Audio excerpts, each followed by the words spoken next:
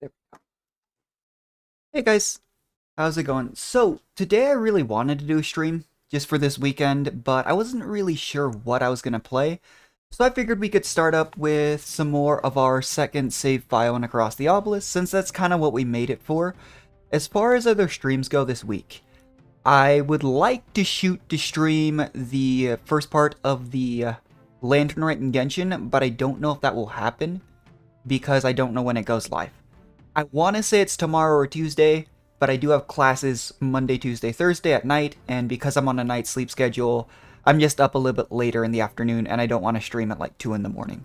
So we'll see on that, but what I will say is we're definitely going to try and stream on Wednesday around the same time the new update for Penacony for Star Rail. I do have a doctor's appointment at like 3 o'clock, so I guess it wouldn't be the same time. It'll probably be around like an hour and a half later than I went live today.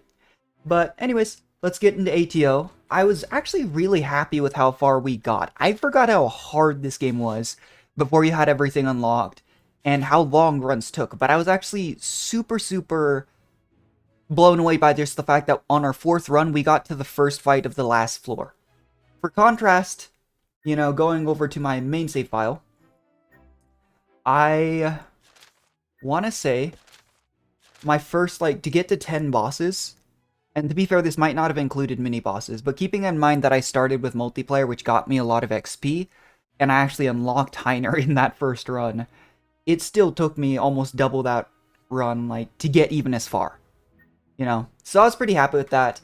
I thought we could just start with a normal run, and then maybe we'll do... Is there a new weekly challenge? There is. Who's it for? Interesting. I think it's good that they keep giving you Magnus, though. Magnus is just... Over time, I stopped using Heiner, and I really do feel like Magnus feels the best just because of how fast he is to apply AoE block. But let's hop into the adventure mode and see what we can unlock. I really was surprised at how well the Sanctified build performed early on. And I do think we should still shoot to unlock Dark Comp. I think that's just probably a really good way to go. We do have Malika, that's what we unlocked last time. We do not have...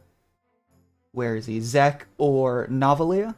As far as either one's important there, I think Zek's the core one to that comp. I'm not actually sure we can reliably get to the Novalia unlock. I still have the pages open up on my second monitor for what we need to do.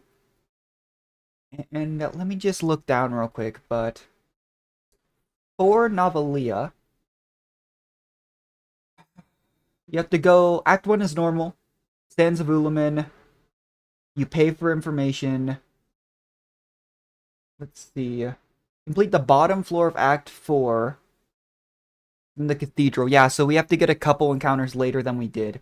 So let's go ahead and go for Zek. Which is... We need Grave on the Road in Synethia. Eerie Chest, but regardless...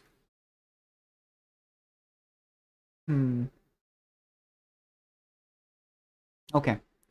So we need to go to Grave on the Road, get a key, and then we should be able to go to the sewers where we usually go for Dark Comp and unlock Zek. This would be nice to get if we can. Problem is, where's Grave on the Road? I always forget. Because I don't know these nodes by name. Let's see. Oh, it's on Main Road. That's why. Okay, so it's right here. So we won't be going to the hatch, but...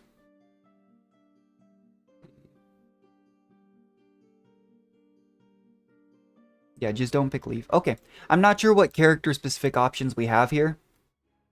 So hopefully we don't fail a check. If we do, I'll take another look and maybe we'll go for a pet unlock or something.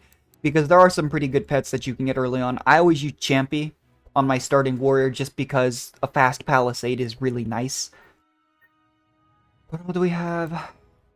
Nothing too influential. We should honestly look for some more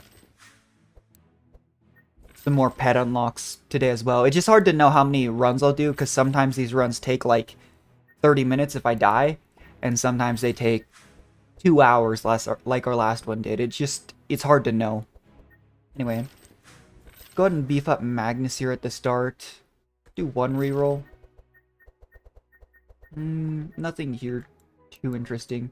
I need to make some presets, for sure. That'll make our life a little bit easier. I do think it's good to keep some damage in Magnus's deck as well. Just because this early on, especially with Sanctify comp, we're missing some damage. Let's see. Take a shield bash. With Sylvie, I thought at first we were going to go for sharp comp, and that really hasn't panned out that well. I don't know if I'm going to go for like a mix of bleed and poison, or one or the other. I think with the path we're taking, we can't get Yager's Cleaver. So we may just go for a very stock standard, just do range damage and hope we get some kind of application later. In fact, I think maybe we'll take some more AoE. Rapid Fire. I like making quick shots free. And then with Otis and Reginald, we've been going really hard on Sanctify and Bless. Just works really well. It gives you a lot of safe healing, and then Holy Damage debuff is always nice in conjunction with each other. Grab some Dispels. I like making Otis more aggressive than Reginald. I think Reginald scales better into the endgame. But in the early to mid, I just think it's a little bit safer. We even give him a Holy Nova. But I found, especially in our previous couple of runs, the most important thing is to make sure when you're this weak, early on, you need to have an adequate amount of Dispels. And you need to have an adequate amount of Sustain. Ultimately, the issue we were running into, though, was even with keeping up with the spells, eventually characters just start getting one-shot by the tougher enemies. Which is to be expected. Let's see. Yeah, I think the armory and card crafting is the most important thing to do here. Getting epic cards in the second town, I actually think, is how you get... What's it called? The Mass Dispel in the second town that I was surprised we didn't get. As far as removing shots go, if we're not going sharp build, I think we get rid of the ice shots. I've been a big fan so far of going for the sight build. I believe we are going to Spider Boss, which technically could still happen. I'm not as big a fan of the barriers on either of them, to be honest. This might be stupid. I oftentimes get rid of cards that I know at higher difficulty are very high value. But at lower difficulty, I'd rather just go aggressive with Sanctify and Bless stacks. We'll call it there. We'll keep a few heals on Reginald, though, just specifically because of the way Bless works. He gets really high value out of a couple of those big spells. Max out these Sanctify charges. Other high value things. Giving Magnus the... I think I gave Magnus too many defense, to be fair.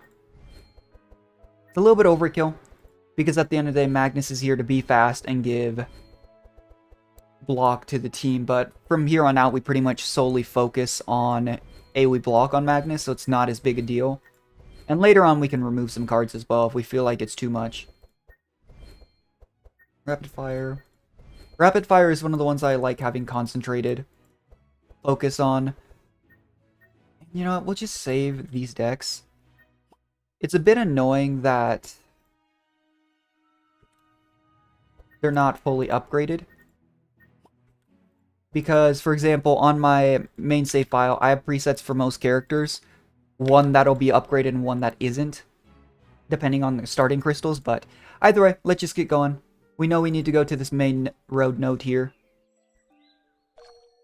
But I really do think Dark Comp will be just better. Malika is generally not a good healer in any other comp, and Dark does fall off. But if we're just trying to get unlocks, the goal really is just to power through and get as far as we can, as fast as we can, as many times as we can.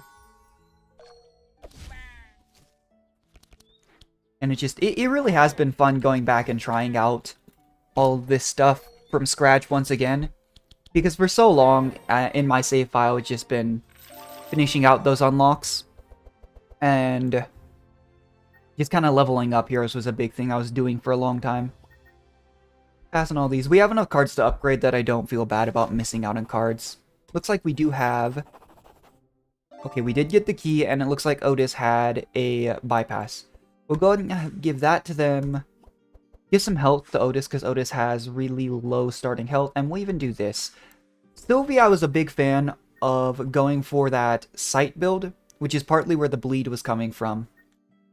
Of course, the issue there is we're not going for Yager's Cleaver, I don't think. I do think going for this epic buff is probably going to be better in the long run than getting the Cleaver for 1 bleed on hit. Corrupted Barricade. It's early on enough. Let's do this. I almost never do Obelisk challenges when I know I should because they're good rewards. I just feel like so many of the penalties are so dangerous that I'm afraid to do it. But this early on, the chances of us really needing to worry is really low. I should have removed the camouflages for Sylvie too. I have seen some crazy cool showcases for her with sharp damage. And I've done it before too, I just don't feel like it's the way to go this early on.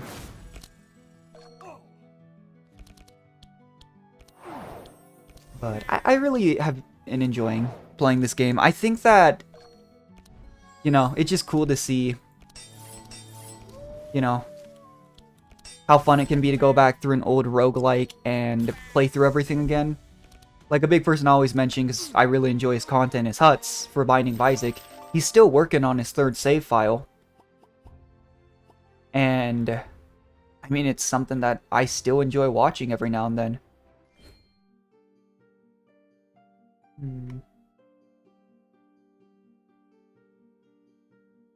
Part of the potential issue here is I'm just debating if there's a... Okay, I can't go for Heiner unlock. Did we unlock Heiner actually? I completely forgot. I'm pretty sure we don't have... I guess I can just... Don't know why I'm asking. Okay. So we are missing Nesglect, who I know is a late unlock. I think in the late game, though, Nesglect is ridiculous. Obviously, Sands of Ulamin. Cornelius we didn't unlock, so maybe we should go for that as well. It's just hard to remember the pathing. The portals really did help, but I can go for Cornelius and the epic buff. Ooh. I'll just attack him. Some of those character checks are cool. I just hate to do them because I probably won't take that much damage doing a fight. And if you fail them, which we failed like an 85% check the other day, it's real bad. Like, it does not go well. This one's still random. Okay. Still probably finish this one off, just so it doesn't get an attack off. Yeah, that works. I always forget to use these, X equals your hand cost cards immediately. Do that, and then... Why not? That's one thing about the higher difficulties in this game, is I know you can't... Hi, Christos, how's it going? I know you can't mess around with, like, the starting town hardly at all.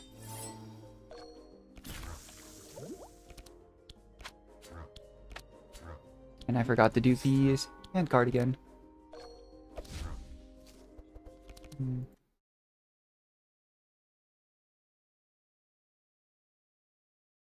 You thought you'd be this game? Yeah. So when I don't really know what to play, this is probably what I'll fall back on. I thought about streaming some Hades, but I've been playing a lot of it on my own time. But yeah, I just kind of felt like streaming today, and I wasn't sure what I'd play. Yeah, we'll shoot for Zek and Cornelius unlock. Let's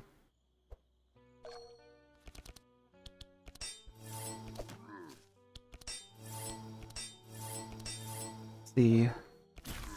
I think out of these enemies, you usually want to focus down the Dryad. The problem is, with the cards I have right now, it's a little hard to do that.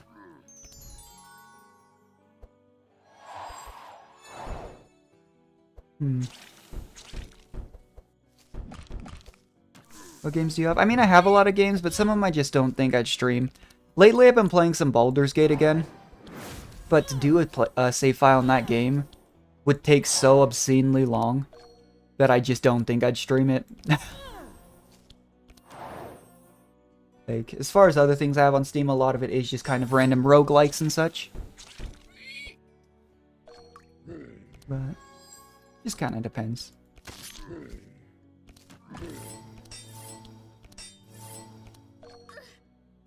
See, part of the annoying thing with going for bleed in this starting area is all the trees are immune to bleed because they're trees. Don't mind self-dispel. Just don't think it's necessary this early. Pass on these.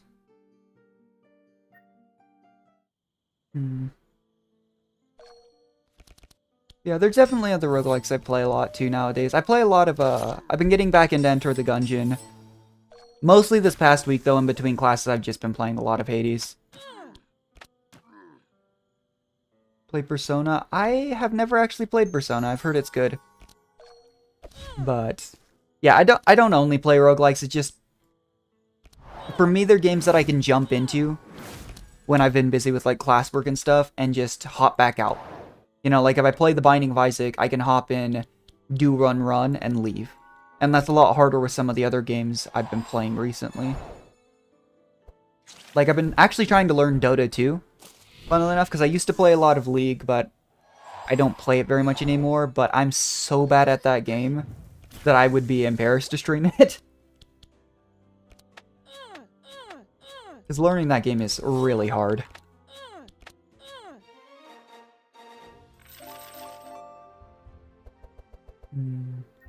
Yeah, not a whole lot of good options. Part of the problem with the builds we're going is there's not very many Sanctify cards, and there's not many Bless cards, especially this early on.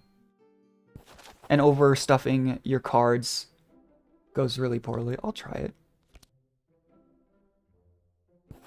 Okay, good. The Wolf Guard, target shooting. Dota 1. Is there a Dota 1? I was gonna say, Dota 2 is a MOBA that's been around for a long time. As far as Yu-Gi-Oh goes, there are definitely Yu-Gi-Oh games, I guess. Not that I play a whole lot of them. I mean, there's some interesting thoughts there, yeah. I've thought about streaming some Diablo 3. I've never played Diablo 4, just because I've heard it's really, really rough. I think it's one of those games that they're getting better with over time, but I know on release some friends said it was just not ready to be released, which is strange because Diablo 3 released like a decade ago. But that'd maybe be a game be worth doing a playthrough. The problem is if you're not power leveling in Diablo 3, it takes a really long time to actually level a character. And that's ultimately the crux of the issue, is a lot of the games I would consider playing would be very big time investments. And I just like playing games that I can kind of jump in. Especially since I have games like Star Rail's new patch comes out Tuesday night for me. Genshin now and then I'll have stuff. I've thought about streaming Lantern Rite. That is just kind of difficult to know. You know, actually, I'll try that because of the later on enemies.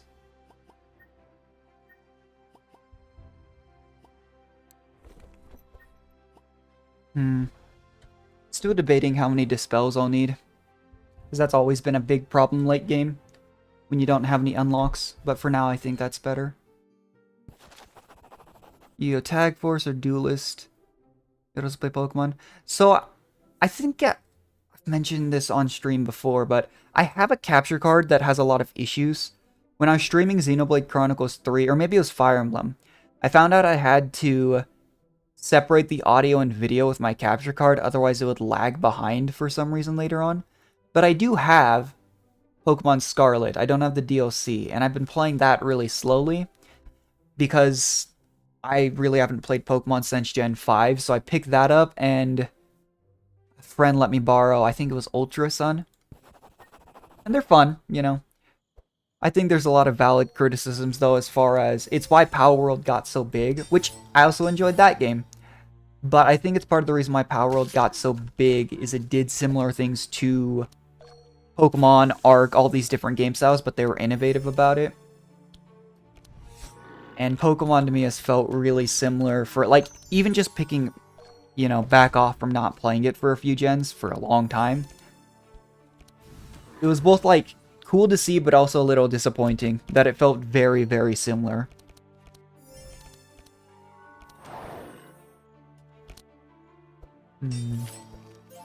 We've got...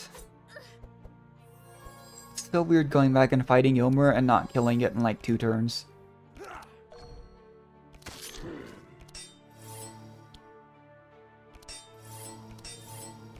I wondered too with how the last run went, if I shouldn't be trying to get more purges, because that was a problem.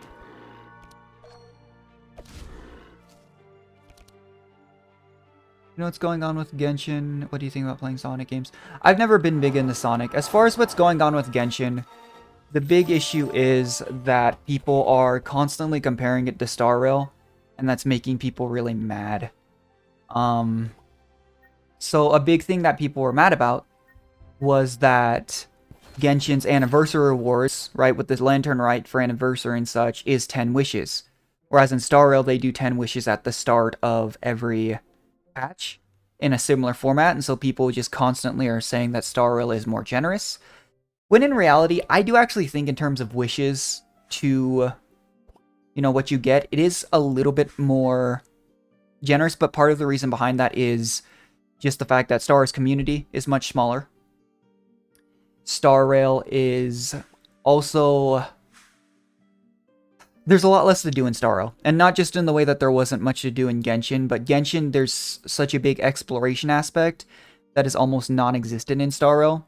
So people have pointed out, like, they just need to be a little bit more... That's something, they're being more generous to keep people's attention, is I guess part of it. I really enjoy Star Rail, I've really enjoyed their roguelike, like, simulated universe and stuff. But the problem is ultimately people are comparing it. Even in other things like ult animations, people are comparing it really mad. But I pointed this out before. The reason why Genshin animations and 4 stars don't even have ult animations is that they need to be more concise for Spiral Abyss. Because with the way the game's programmed, even when you're in ult animation, things like Miko E, things like not... Oh, that would have been nice for Dark Comp. Everything still runs in the background. So unless they reprogram the entire game to basically hard pause everything in Spiral Abyss when you ult, or just in general, they can't fix that. So there's a lot of stuff to it, but I think a lot of it's just people wanting to be angry and people making unfair comparisons. But this does happen pretty much every Genshin anniversary as well, is people feel like they should have gotten more free stuff and they'll start review bombing the game. Yeah. It's just a weird one. Like, I genuinely think, like, there's some really good quality of life changes in Genshin, or sorry, in Star Rail that could be ported back, but a lot of these things wouldn't have happened if Genshin hadn't come first. And I genuinely don't think, even though Star Rail kind of struck gold with when it popped out, like right before the pandemic and everything, when people were playing more games, I genuinely don't believe that Star Rail would have gotten as big if it released at that time. Because as people have pointed out, as well, I was seeing some stuff about this online.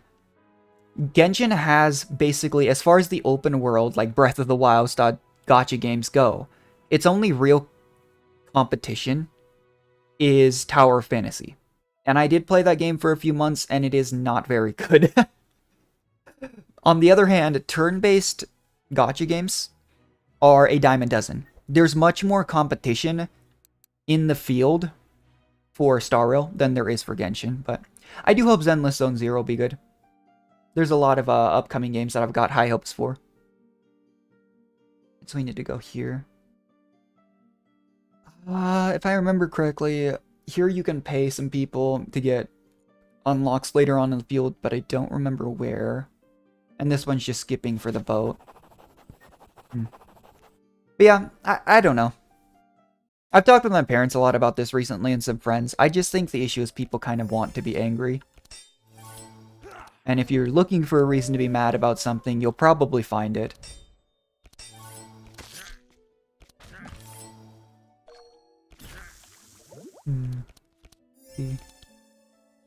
Enter Star Rail? No, genuinely, like, there's a lot of people, like, I genuinely don't go on Reddit, like, ever, unless I'm looking for, like, tech tips or something like that, because I've heard it's just about as bad as Twitter sometimes. But I was looking through some stuff on that when I was curious about why the beef was sparking back up again, and a lot of people have pointed out some of these things. Star Rail essentially has to be more generous in some ways. Like, they put those 10 wishes up front, because there's no exploration aspect. You can spend a lot of time exploring in Genshin Impact to get similar rewards, but you still have to kind of work for it, and that doesn't appeal as much to people who are busy. Best game ever made? I really do enjoy it. Like, I do think it's a good game, but I think that the issue is people are just using it to prop up their frustrations with other games. And as far as free-to-play stuff goes, neither Genshin or Star Rail are anywhere close to the worst in the genre. Like, that's just something that I don't think people recognize. Arknights is also pretty good, but I played FGO for a few years, you know? FGO was so much worse than either of them. It's not even funny. When FGO first came out, I remember there was somebody who unironically spent $1,000 and didn't get a 5-star.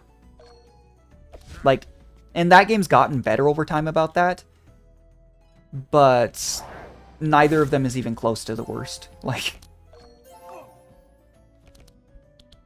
but I think part of it's though just finding the good in things. Like I said, I think both games are awesome. I enjoy them. FGO is really good story-wise. I've always loved the Fate universe. Like, it's such a cool one. Like, I've just more enjoyed than FGO. FGO is kind of that cool, like, overarching full world base. But I've enjoyed other games like... They've made a bunch of small spin-offs, like Fate Extella, I think it's called. And there's like a billion different anime and manga and light novel adaptations. It's such a cool universe.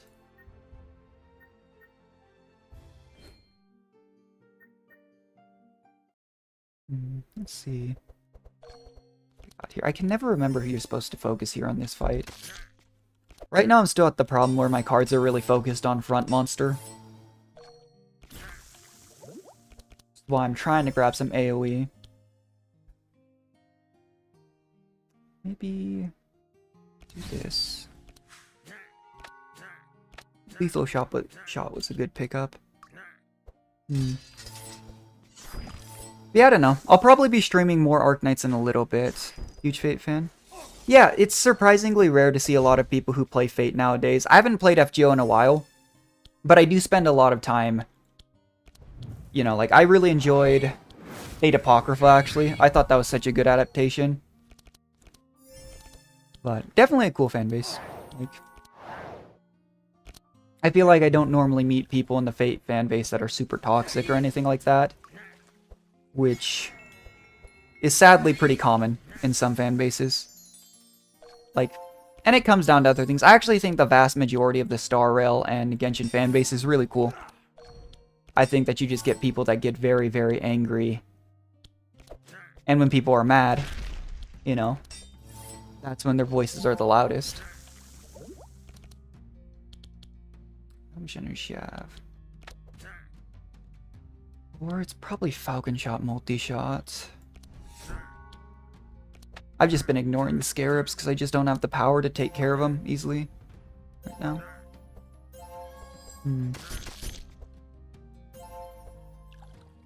Yeah, we'll see. I don't know. I haven't been playing much Arknights on stream recently just because I've completely finished out IS-3, which was the roguelike mode in that game. But Cosmo and the Lost Belt, did you play the visual? I have not.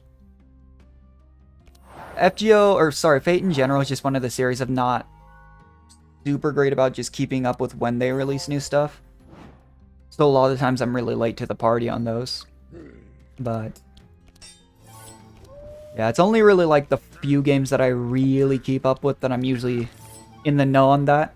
Like Arknights I've known for a while. IS-4 is when I'll probably start streaming it more.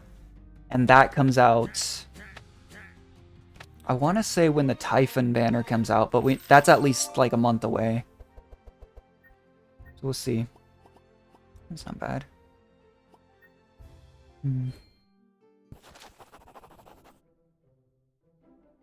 Unlock sec. What are your top 10 games? I mean, take me there a sec. Take me a second to think about that, honestly. I mean, just over time versus what I play now. I'd have to think about that, but just as far as games that are really up there in my mind, I've always enjoyed Fire Emblem games. It's hard because there's definitely some recency bias there. I really, really think that Baldur's Gate was a really good game. Let's see. Off this way. But other game series, I've always enjoyed The Binding of Isaac. I still go back to that game a lot. Slay the Spire's good. I know it's weird. Like, I genuinely think League is a really cool game. But League is one of the games that the community is so rough that it's hard to enjoy it.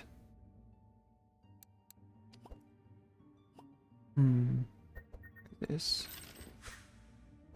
How about you, though?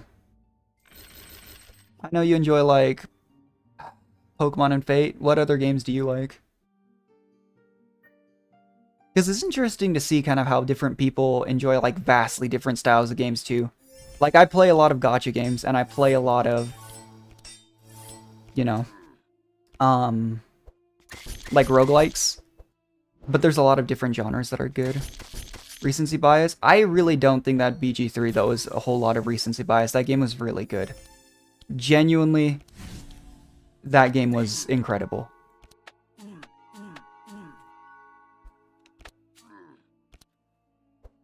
I know BG3 kind of reached the point that some people think it was a little overrated, but they did a very good job with that game.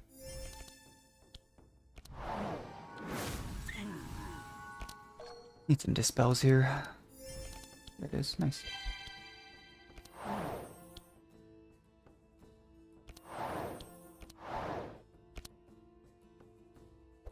Oh, they silenced Reginald. Silence is such a weird thing sometimes too, because a lot of healing spells don't count.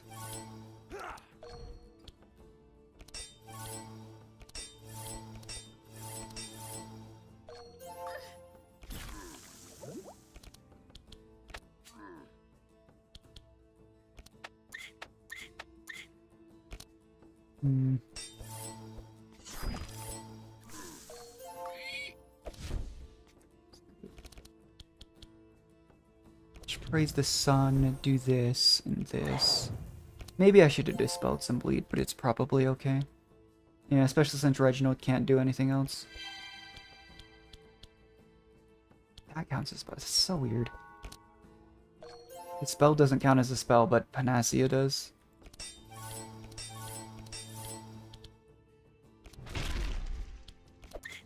That's what we got. A lot of bleed. That's a problem. It's funny when you're applying a ridiculous amount of bleed to the enemies. It's less funny when they do it back.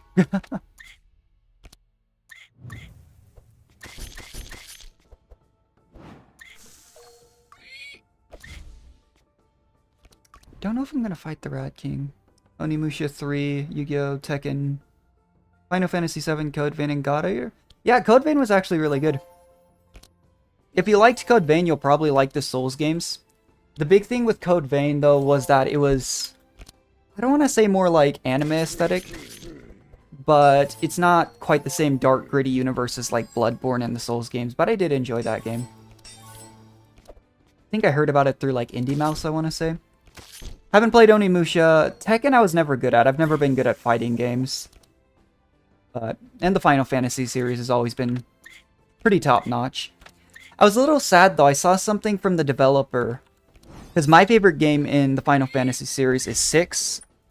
And he kind of outright said if they wanted to make a Final Fantasy 6 remake in the same style as 7's gotten, it would take like 2 decades or something like that. Yeah, that's the big thing that kind of set it apart. I think the gameplay of Code Vein wasn't bad. But if you were looking for that style of gameplay, it is better in the Souls games. But the aesthetic of Code Vein was part of, I think, what set it apart. Because there are a lot of Souls-like games, but that one was one that I hadn't seen that style before. Yeah, it was good.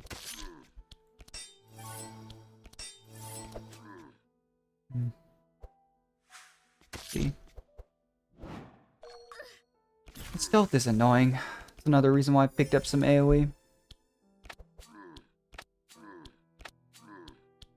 What have we got? Maybe I should have upgraded multi-shot to be 3 cost, but with bleed. Not bad. I really underestimated how much Sylvie was going to struggle with bleed application early without Yager's Cleaver.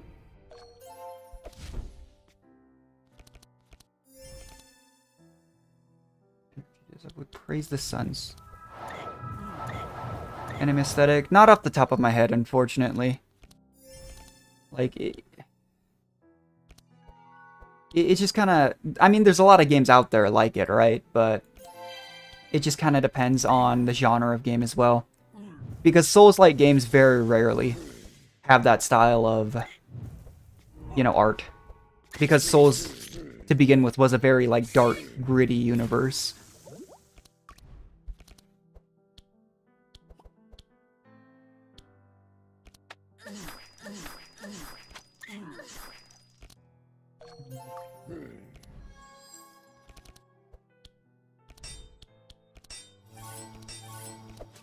Maybe I didn't take too many defense on Magnus. I was concerned about that, but he's taking a lot of damage and no one else is.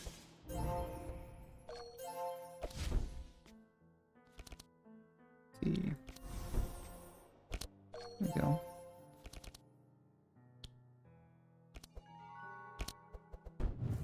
Frost Nova, okay. Doesn't have to be Souls like some good anime games. I mean, the big thing I would have suggested would have been the Fate-style games. Like, here, one sec, I could pull up my library real quick. Not on the stream screen, but what's it called? The one I played a lot of was Fate Extella and Fate Extella Link. And that was a game... I believe the protagonist was something Hakuno. But it was around the... Grail War with, it's like Nero, Tamamo no Mai, the other of those.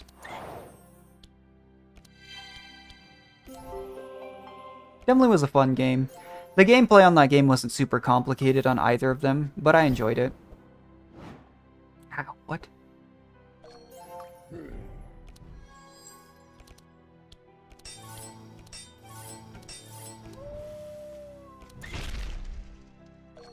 It's gonna hurt. Okay. What's the problem with taking the extra scarabs is some of them really hurt.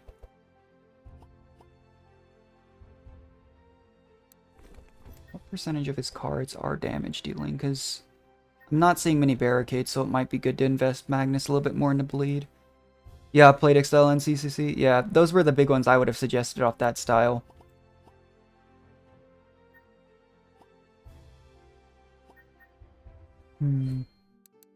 Leveled up. I don't think we're going to fight the Rat King. That would go incredibly poorly.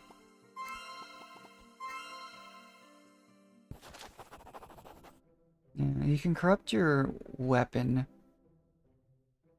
The problem is the only way to not fight the Rat King here is to lose max HP and corrupt your weapon. And you lose your jewelry. But I don't really have a weapon that's worth it. We'll try fighting him. The problem is this guy does Frost and Dark. Kind of like Novelia, actually. And it's scary.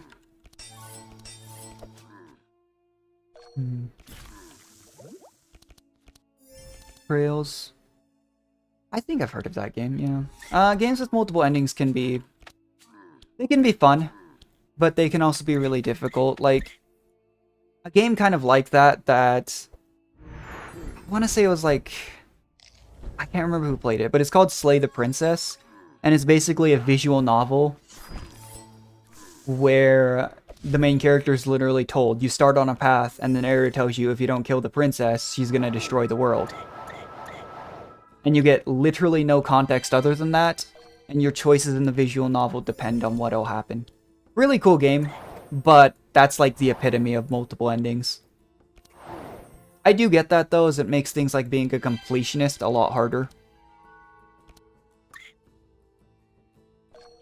But it is common. Even the Souls games actually have multiple endings. They just don't really affect anything. Actually, Code Vein did too, didn't it? It was like based on whether or not you saved everyone, saved part of them, or saved no one. I thought that was the case, but it's been a while.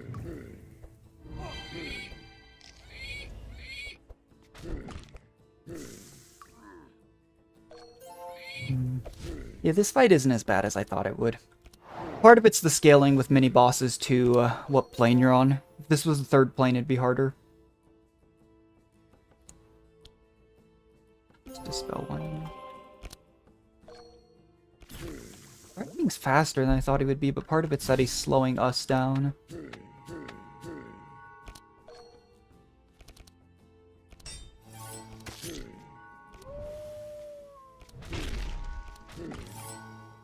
I think one thing I am doing wrong is I've always underestimated how strong high cost cards are, because you don't get to play as many cards. Hopefully, it should be good. Yeah, I mean, a lot of those style of games do. Ooh. The multiple ending really doesn't affect anything too. But I did enjoy the story. Like, that's the style of game, though, is even if it kind of followed the formula of Souls games, it was so unique that they did a good enough job with it. Because there's a lot of games that are just kind of copy-pasted, and they don't do very well because of that. What have we got? Max HP...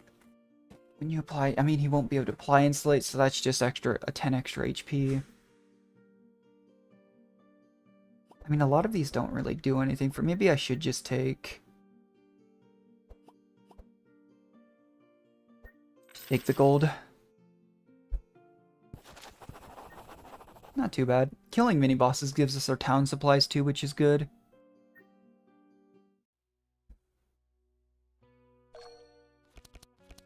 I'd like to see how early I can get a completed run in this game, but it's...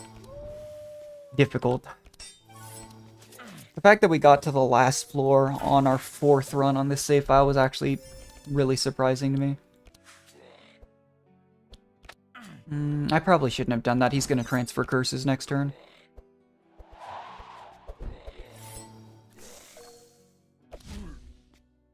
Unless I can kill it, but that'll depend on what these two draw.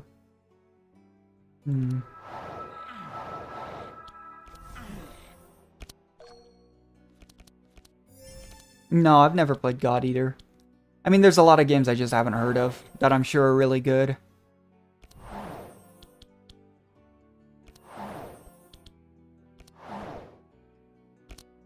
That's kind of the problem with gaming, though, is you're limited by how much money you have. Which I'm in school, so I'm not buying too many games or looking to buy too many games most of the time. And there's just so many, like, hidden treasures. Only so many games really ever hit that kind of mainstream enough for everyone to appear. How many games have I played? I mean, across the years, probably a couple hundred. I mean, I've been playing games since I was a kid on, like, the N64. Good old days with, like, the GameCube as well. The Wii. In hindsight, the Wii was not a very good console, but at the time it was super cool. Everyone was like, whoa, you can have motion sensors? That's insane.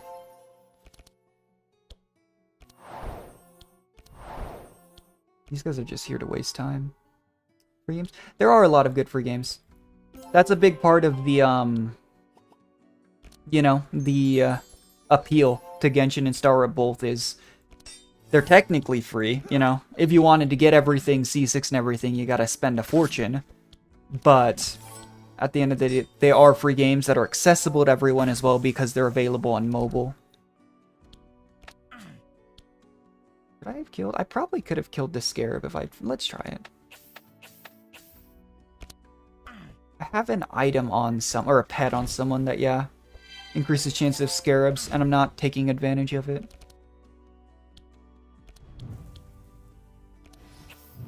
Yeah, if Reginald draws a holy spell, it dies. Yeah, that'll work.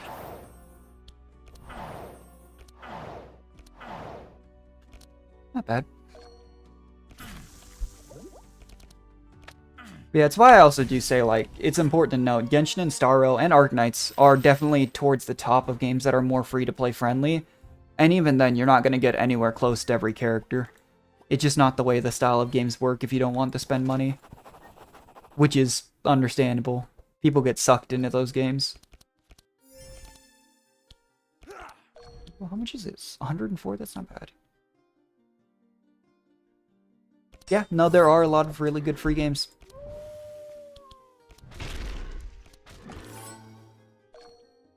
Like, not just gacha games, MMOs a lot of times are really good.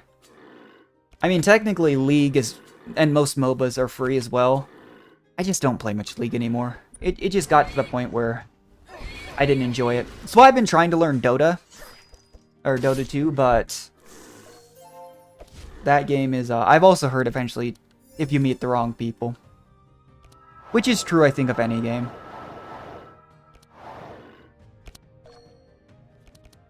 Because I think something that's just an issue with MOBAs is MOBAs are frustrating. They are. And a lot of times the games are slow enough that if you're losing, it's even more frustrating. Oh, no. Is Skyrim free? I don't believe Skyrim is free. There might be a free version of Skyrim that I'm not thinking of. But Skyrim itself is like a... I think it's still a full price game after all this time, actually.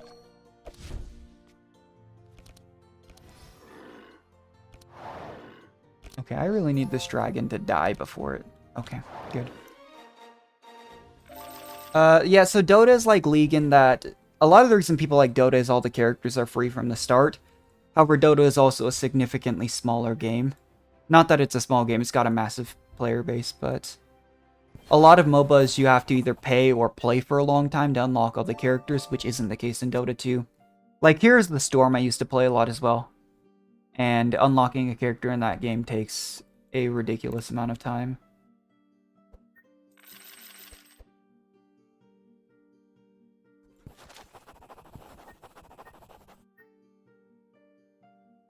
To the shop. We need to upgrade the rain, and I'd actually like to maybe give Otis one just for this portal. Maybe we just grab another Dispel. Can I get Mass Dispel here? I should be able to with the town upgrade, right? Oh, really? I'm going crazy. I have Skyrim for it, but it depends. I mean, I'm pretty sure Skyrim is still a paid game. Just like the base, like... I mean, let me look again at my Steam library. Oh, is it not? Is Skyrim not on Steam client? Am I going crazy? But I'm not saying there isn't a free version of Skyrim, because I've only played the one that... I can't even remember which one it was. The one that got really big, though. But I don't believe it's normally free. I need some armor. I'm not seeing any that's super enticing.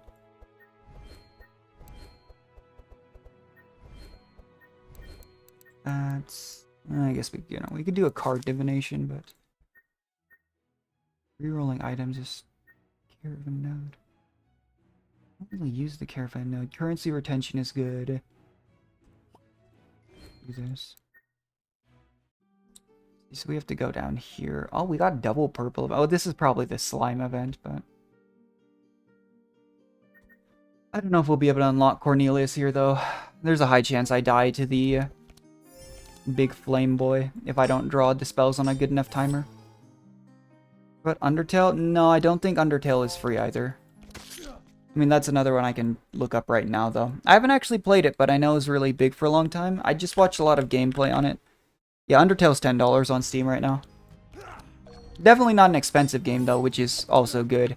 That's something that I think a lot of the big game companies don't have to pay attention to, but a lot of other games that blow up do, and it's a good thing, is that accessibility and cost is always a big help to games blowing up.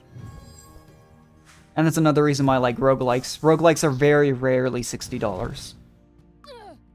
Even Hades, I think, was like 20 or 30.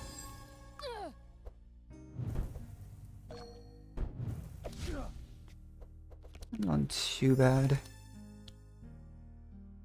The evasion off. Double Holy Nova, that's dead. Ordinarily I'd focus on the mages here, but I don't think it's a huge issue right now. I never played for him. I mean, it's possible that they went on sale. There's a lot of stuff, but if you play on console as well, there's the free pass, isn't there? For both consoles, don't they have games that occasionally just become free? Steam does that as well, actually.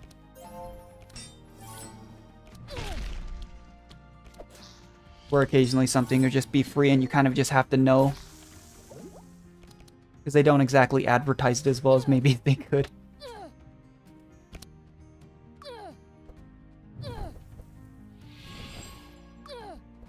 I forgot they could summon fire imps. That's not good. Should have focused them then. Energy. There's a Sunholy Nova.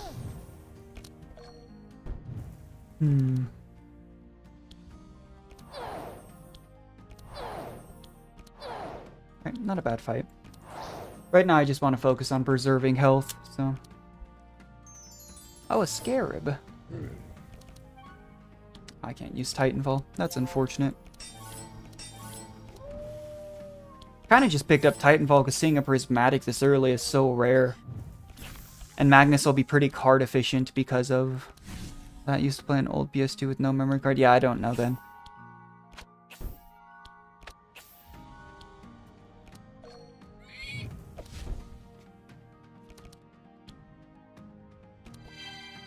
That's an unfortunate draw.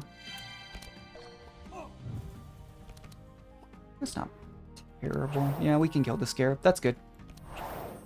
It's free stuff. Yeah, there's nothing wrong with older consoles. Like I was saying earlier, I played on N64 a lot growing up. Just because that's what the family had.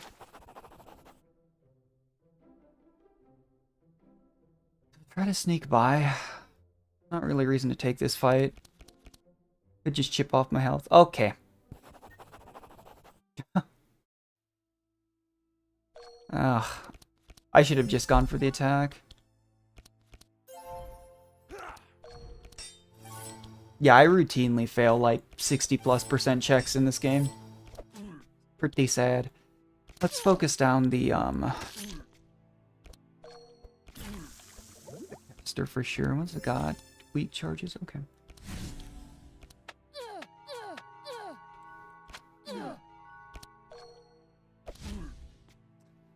It's nice to get to go first on everyone, but it's still... Deuces. I thought I would have enough energy to use Holy Storm. That was bad. That's an unfortunate starting hand. Okay, yeah, have a good one, Christos.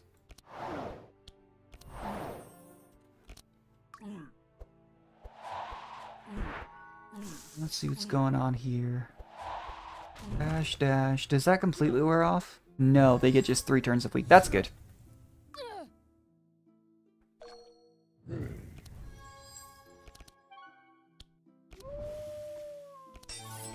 The Butcher block was a really good pull as well. It's like the Bis potion slot for Magnus, or not Magnus, for Yager, but getting that early was really nice. A multi-shot or... I don't know. I keep wanting to be greedy and just AoE in situations like this, but the answer for enemies that can't summon others is probably just to focus down one at a time. Just safer that way. That's dead to bleed. Don't believe any of them can heal. We have 3 energy here. How about just Dispel? I keep thinking I've got an excess to Dispels, and then I'm looking at what's happening, and I don't actually think I have an excess of Dispels.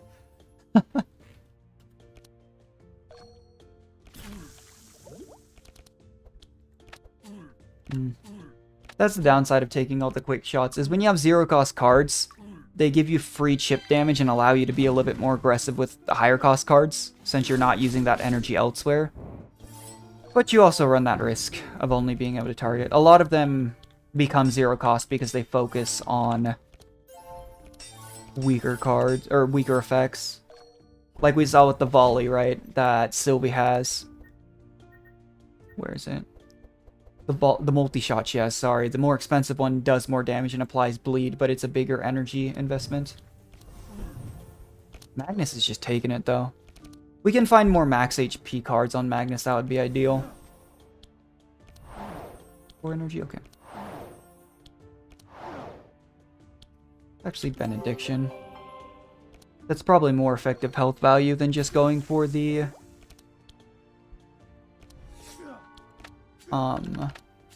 the Dispel. Not too bad. Magnus is chunked, but we only had to take that fight because we lost a check. I'll take... Does she have 2 already? Maybe not a third lethal shot. It's a good card, but maybe not a third one. I cannot recall... I mean, this is just a shop. Which we do have some money. Shop could be... I'm going to go down, because I can't remember what this note is. And for discovery purposes, I think we want to find them all.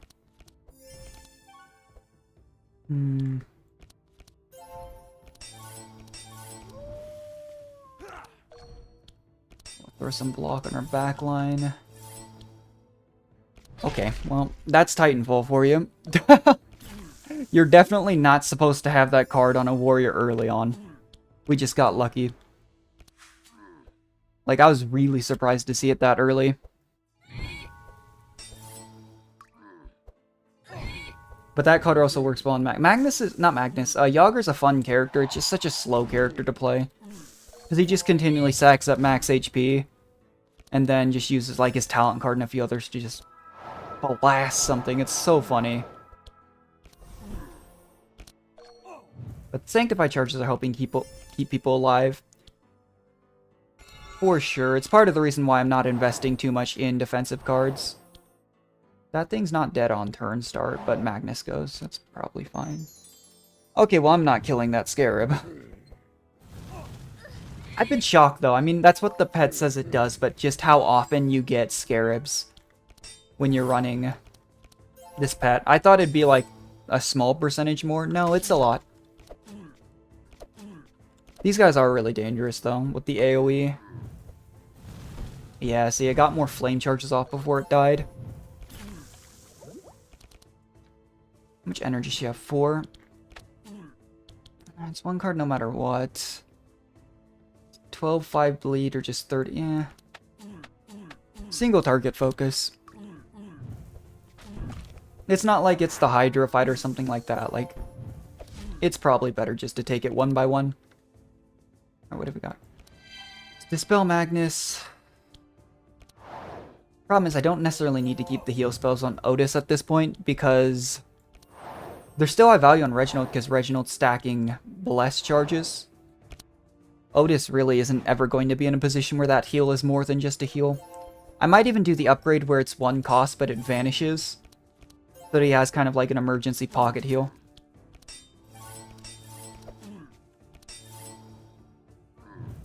Yeah, it was a really good pull to get Titanfall early on. Especially since Magnus's deck right now is what, like... Oh, 27 cards, I can see it right there. That should end the fight. Yeah. Not too bad. Could have been better, could have been worse. I don't hate the idea.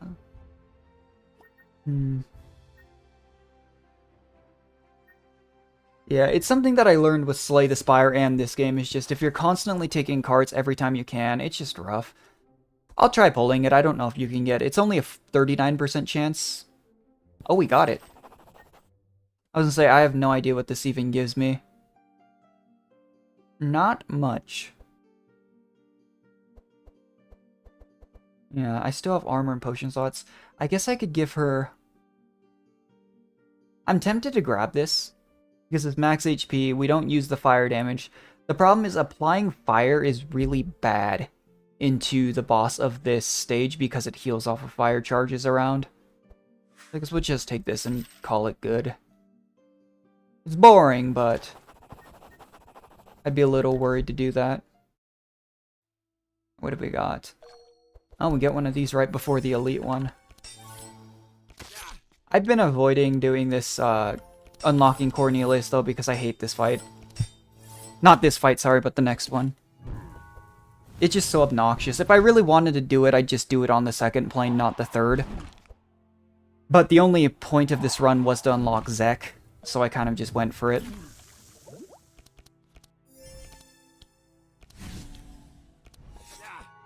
I think it is still probably higher value to use Falcon Shot after target shooting.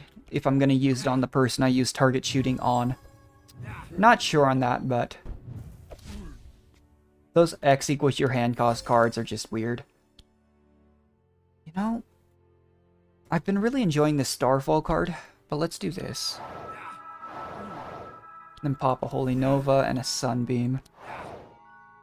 This thing should die if he draws anything helpful, which he did.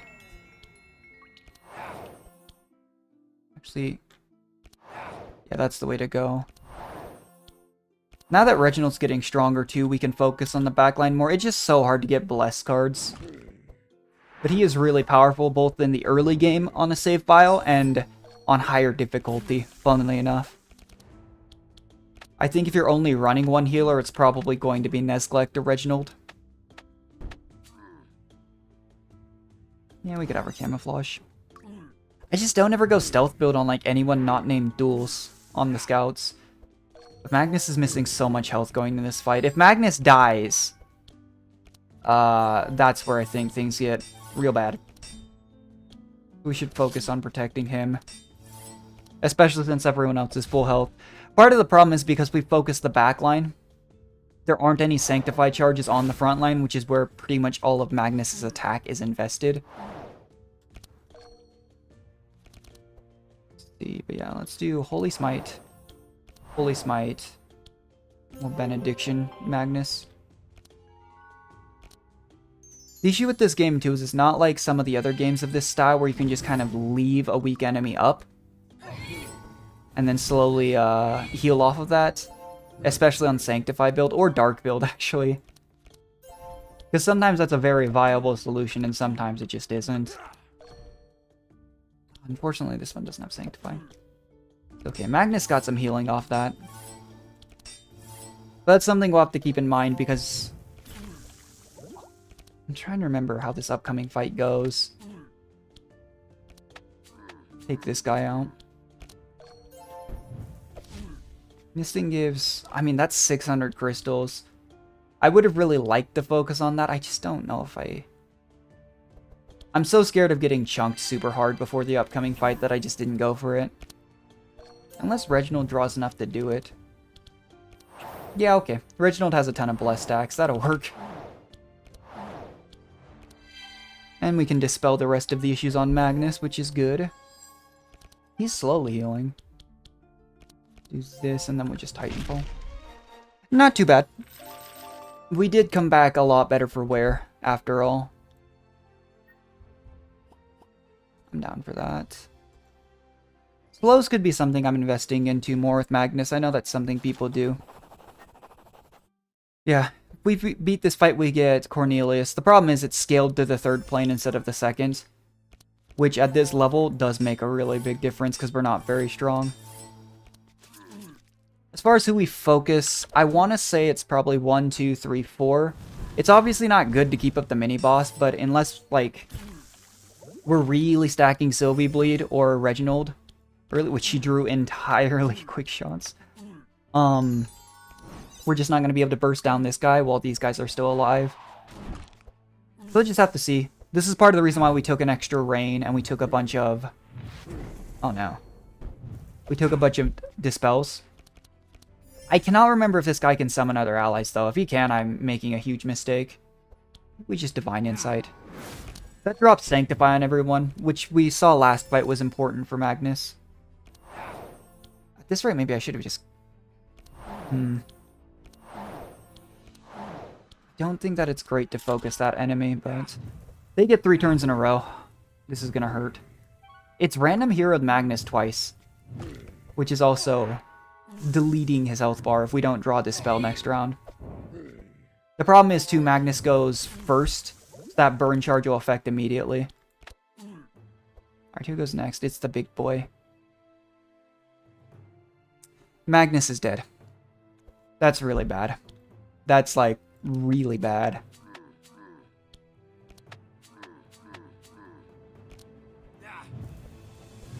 The problem is I don't know if there's really a whole lot I could have done. Yeah, I don't know if there's a whole lot I could have played this differently with how the RNG turned out. I could retry the fight, but I'm also not sure how much that would change realistically. We have to dispel Otis. And probably Sylvie. There's a chance these guys survive. As long as these two are alive, there's actually a decent chance I could just continue to heal up with Sanctify and keep on top of my Dispels. I don't think it's likely, but it's possible. Yeah, you can summon imps. It's just so hard because I don't think you can afford to focus the main guy here. Just does too much damage. We multi-shot everyone.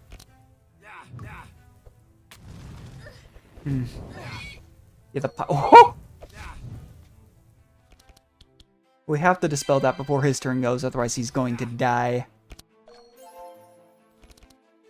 What do we got? Alright, we can finish that guy off. That's big. We can dispel Sylvie. Boy. Yeah, that's... Ooh. If we're gonna do Cornelius unlock, I think this fight just needs to be second plane. I'm really not sure how I can do this. Because even, like... That's why I just don't reload the combat a lot of time, is there's definitely times where even with better RNG, I just don't think it would make a difference. It's very possible if Magnus doesn't die early that we could get more block up. But I just don't think we have the DPS to do this safely. We'll call it there. Not too bad. We still unlock Zek. 47 cards unlocked is funny. Good energy there.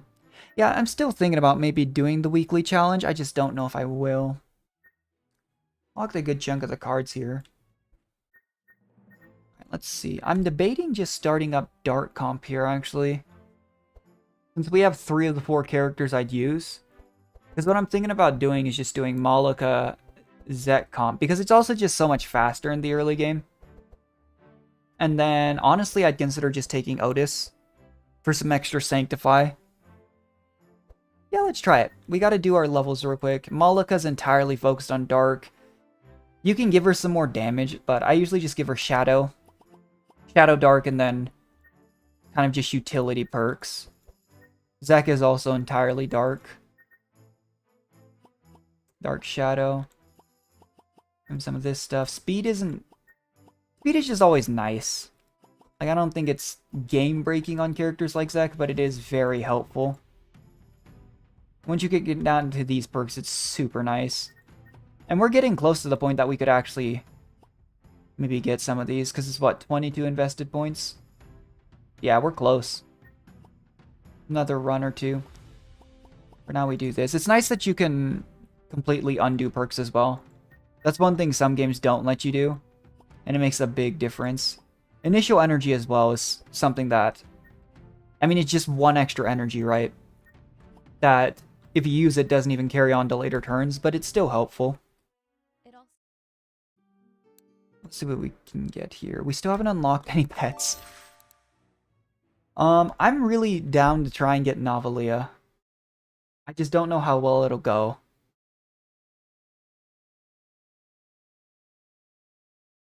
Alright, well, it's all the same until we get to Information Broker node. I do think we go Sands before we go Blue Zone.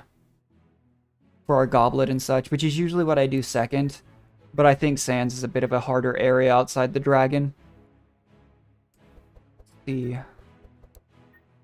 We could definitely use better pets. The beavers are annoying because you have to do the same thing 3 times, but to be fair, Champy's the only one I use routinely.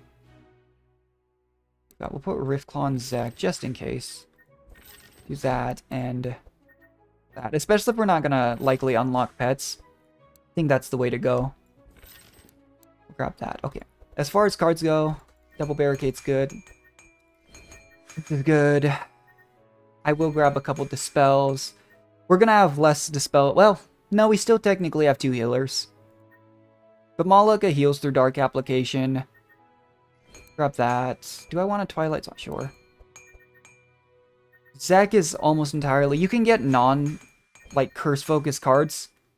But I definitely think most of the time you want to focus Curse Application. I will take a couple Shadow Bolts. I'm probably going to get rid of Dark Pact and some of the more aggressive cards because I don't want to die. It's one of those playing on the edge things, but if Zek ever procs Dark on himself, which does happen, it's not going to feel good. It is not going to feel good. Remember these. We're not going to have much energy to upgrade cards. But that's fine. We didn't have as big a chest as we did last time because we got rolled. I guess technically if I really wanted to, I could go for Cornelius unlock here too. I think to try and get a deep run with this comp... This is the wrong... Oh, wait, no. Okay. To try and get a deep run, it's still important. I think because we have healing now that isn't Sanctify-based, it's fine to get rid of some of Magnus's aggressive cards and just focus hard on defense.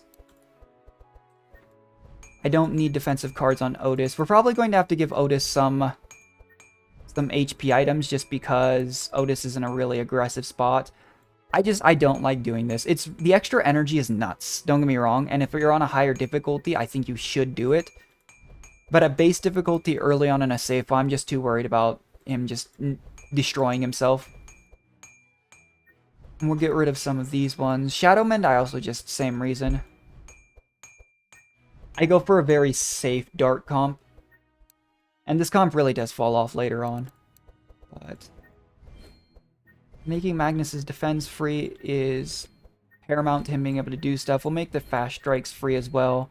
You could argue we should focus more on our Dark application, but I don't actually anticipate that being as much of an issue. Alright, so we just do Act 1 as normal. I do not remember what this is. These purple events that are appearing out of nowhere, though, are usually the new slime, which is actually might not be too bad. I just don't think I'll go for it.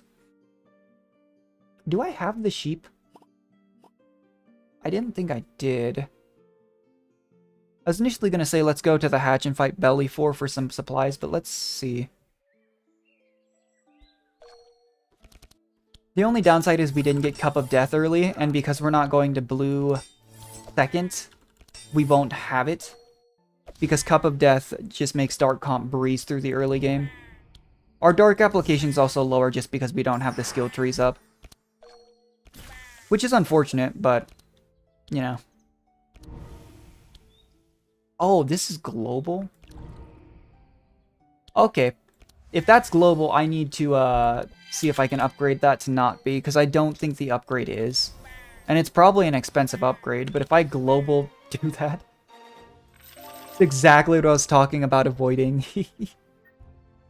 Yeah, these two don't... Like, she doesn't want anything that's not Dispels or Dark application. He doesn't want anything that's not Curses, Sanctify. I'll take an Intercept. Yep. Yeah, I'm like 90% certain we don't... These are the only 4 pets we have, I thought. It's so crazy that you get a powerful pet early, though. Like, that's one thing that just didn't happen early on. That's part of the reason maybe why we got so far so early on, too. Is I just had things available to me that I wouldn't have had. You can already kind of see, like, even though it's the early game, which wasn't hard either way, compared to our Sanctify team, this is so much faster. Which makes just chain unlocking things and doing quick runs a lot faster, too. 2 sheep down, and the last one should be low. Very nice. And I also just don't think we need to squeeze the damage out of Magnus like we do. But I really do think there's a solid chance that we can make it to the end. The problem is to unlock Novalia, we have to get... It would be the farthest we've gotten so far. Since we don't need Yager's Cleaver, I think what we're going to do is go bottom path and grab the Moonstone.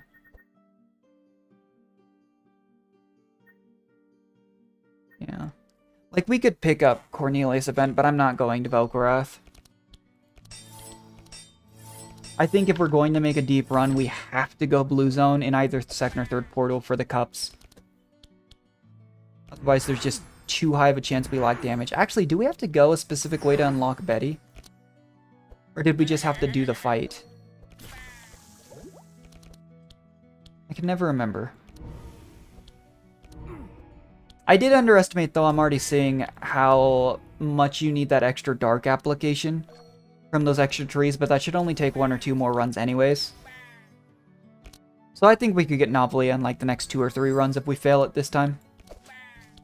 And then we can just run this comp, but instead of Otis with Novalia, and just go hard on Dark application. But when you get those specialty, essentially going down the tree as you get further down, they take more investment, but those specialty nodes are super helpful. Because like it gives Heiner, for example, the ability to carry over and have a ridiculous amount of fortify. Did I not... Near Eastern Farmland. Where's Eastern Farmland? Am I going crazy? Did I pass it? Oh, I did. You were supposed to go up. That's awkward. A lot of times I just take the fights here. I get so tired of failing checks that I probably shouldn't, statistically. Because then you have to spend gold or something to clear up injuries. And a lot of the injuries you can get aren't really a huge issue. But some of them just delete you. I forgot that this was a discard X card. Because we've been using X equals hand size for a long time. And I feel like I always draw that card early with Zek, which is weird. How much energy do you have? We do this. This. Yeah, it is harder to stack up Dark. We're gonna need... I just don't want to go Sans Third. I think Sans Thirds will kill us for sure. And Dragon could be bad, but... We just have to hope we can get Cup, I think. Because if you reroll aggressively enough, you can get Cup in the first town with the correct town upgrades. We did see it in town too last run. I just can't remember which town it was, second or third. I need to get rid of these Curses of Exhaustion. They don't apply Dark. The slow is good, but... seriously, I think we just need to go aggressive with these two especially. No. No, it just... this is the one downside of this game. Is everyone pulls from, like, one deck of cards. Sorry, dude, I'm not picking up your staff. I guess I could have told him I could, but that would have been mean. Yeah, I'll go get your staff for you. It's in Velkorath, right? Doesn't go to Velkorath. He's just waiting there for us to come back. But Zek also really starts to pick up once you have...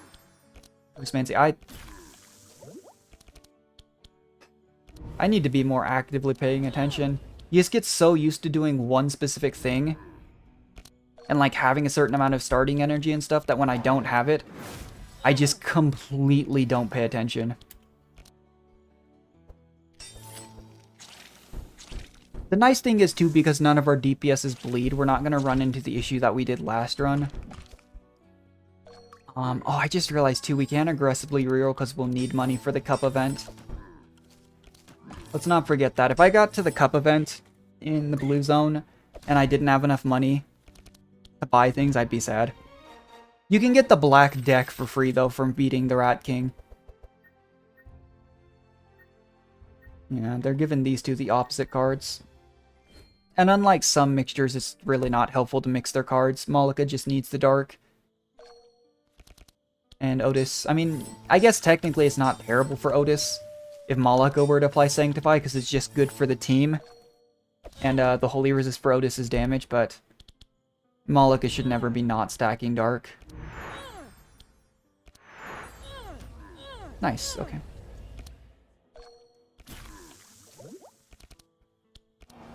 Go ahead and Unholy Storm, Bad Augury. I could probably get rid of the Bad Auguries as well. We just didn't have the starting crystal that you would have on like a completed run chest. So it's harder to completely fit things the way you want. That's why we have so many upgraded cards compared to last run. Is we didn't get as far as we did on the 5th run as we did in the 4th.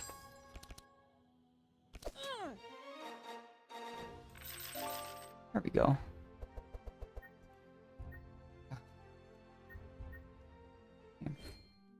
Fine, it's crystals to upgrade. We go Whiff Guard, Praise the Sun, Curse Mancy, and Yin Ritual.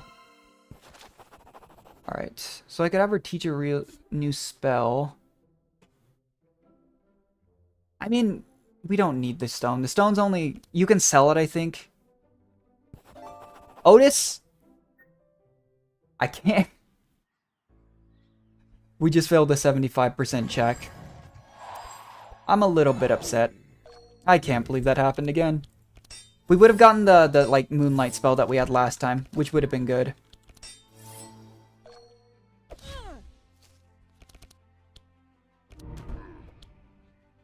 Actually, maybe I should just focus down the Dryad. We have so much damage with Dark that we probably could. Probably takes, what, 2 Dark procs? Yeah. Let me just do that. Because Otis has AoE with... I didn't draw it, but Otis does have AoE. We got one of the trees. Even after all this time, depending on what resources you have, like, if you're strong, you don't have to focus on the summons, you can just kill the summoner. If you're weak, I feel like you have to take things one step at a time, but if you spend too long fighting the summons, then they'll just summon them again, and you're not going to have a good time.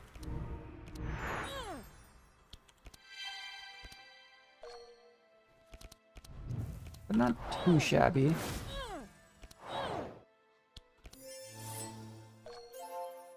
That should be able to end this. Yeah. Very, very nice. Alright, what do we got? No AoE block. I will take a Holy Ripple. No and no. I don't think... Oh! Let me try this. I was gonna say, yeah, that's what I thought. I think you get a burn, but you get a little bit of money, which we can then use to remove the curse anyways. We said we needed to give HP to him. Give Moonfire, sure, because it's free. I could have given Shadow damage to her and Moonfire to this, but I'm also going to take a little bit of gold.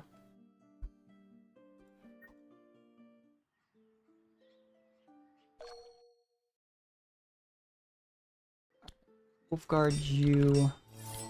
Yeah, if we can just find a big max HP item, ordinarily give it to Magnus, but because we've got a healer slash like squishy person in the second slot, I'm also afraid of these two dying. Like, if these two die, that's what's going to kill the run. Like we've seen pretty much every time Magnus has died, we've suffered from not having enough block to keep other people alive, regardless of the comp. The issue is usually the person in the second slot is not as squishy as Otis is. Usually it's a scout or second warrior. Like, Novalia has so much more base HP.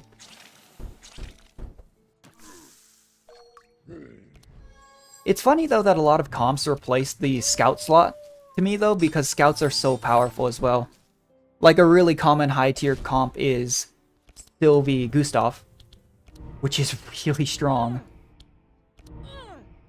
But despite that, you know, so many other specific comps just don't use a scout. Yeah, I can already feel how much faster this is. No. No. Yes, no. Alright, Moonstone's nice. I think you can sell it if you don't use it to help Sylvie. So, not too bad. And we don't have to fight the Dryad if we do that. I don't know. When it comes to this first plane, I think you always go for Yager if you don't have... Well, I don't know. It's difficult. I think you go bottom always if you can get well-fed. But otherwise, it's either Yager or it's Moonstone. And a lot of the time, I don't think the Dryad's enough of a problem that you would go Moonstone. So I usually fight Yager. But for the sake of the unlocks here, I don't think we want to do that. Because just nobody applies Bleed.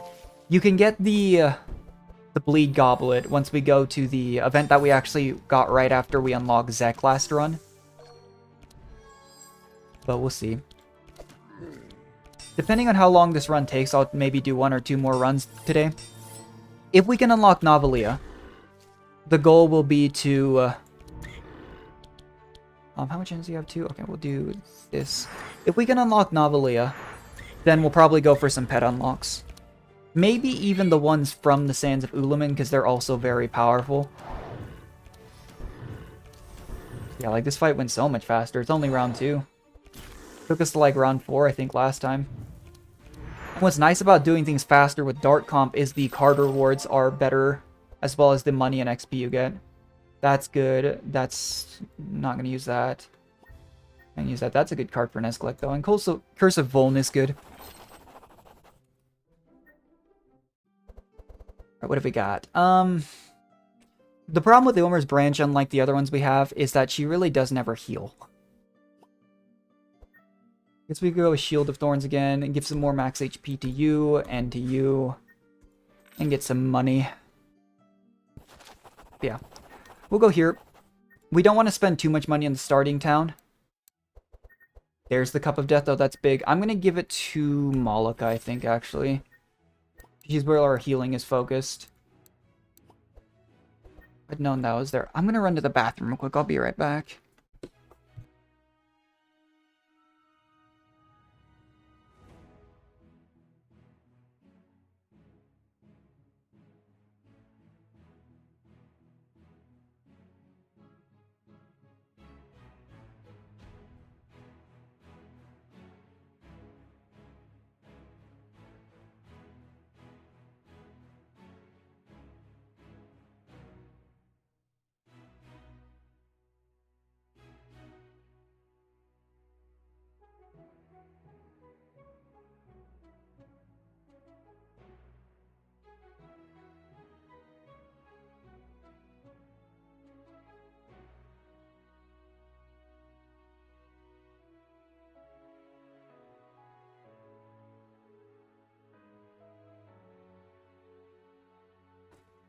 Okay, there we go.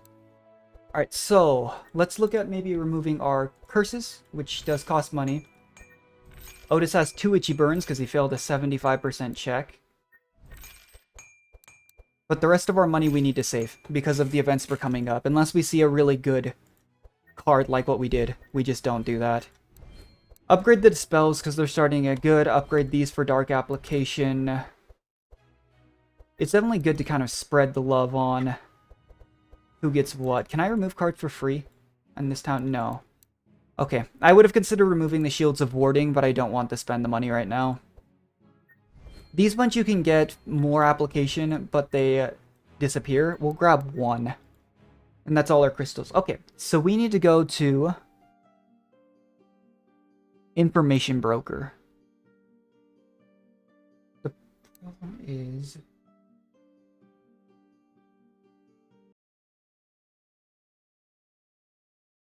where's Information Broker? Hold on, I need to Google this. This page doesn't tell me.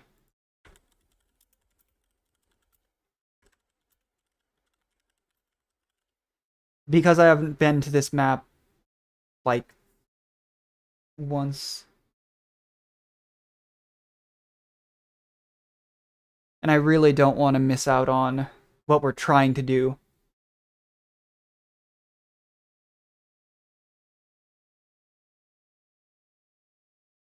Okay, it says take the bottom fight out of town, then up to the... See, that's not where I would have guessed it was.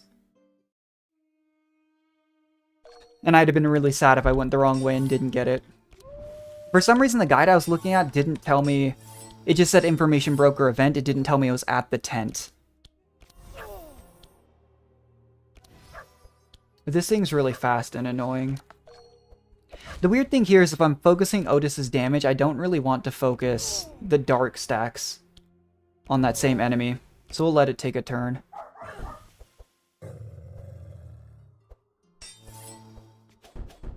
Annoying enemies on this one, though. These are annoying, and then the enemies, they're scouts that will stealth.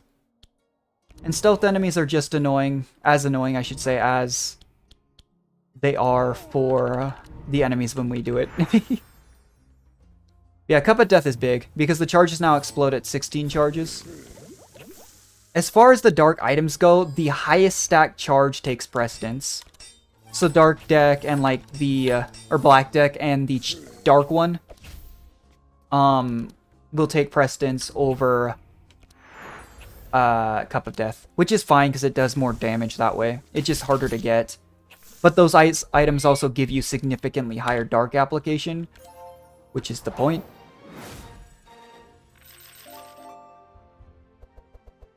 Alright, no. I will take one more AoE card on Malika. Head up to the tent. 300 gold and ask about the sealed tomb in the north. Continue straight up to the sealed tomb.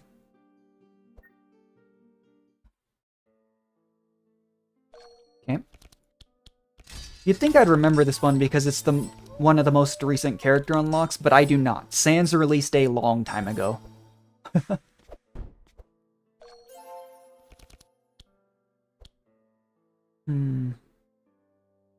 10 damage. Yeah, we'll do it for evasion proc. It's always weird to know what card you should essentially waste for evasion, and it's usually one I think that still does its application.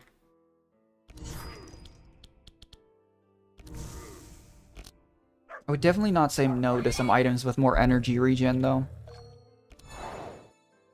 Even just that starting energy makes such a big difference in Dark Comp, because you're trying to come out the gate and delete something. That's dead to poison. It'll do some damage, but that's fine. Oh, it's not dead. I forgot. That's awkward.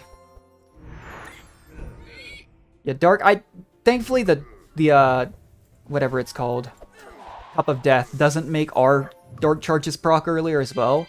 If it was a global effect, it would be so much worse. If you had the Dark one and you just immediately die because a massive Dark one procced on you. But I'm starting to think maybe I should invest in more Dispels when I have the crystals.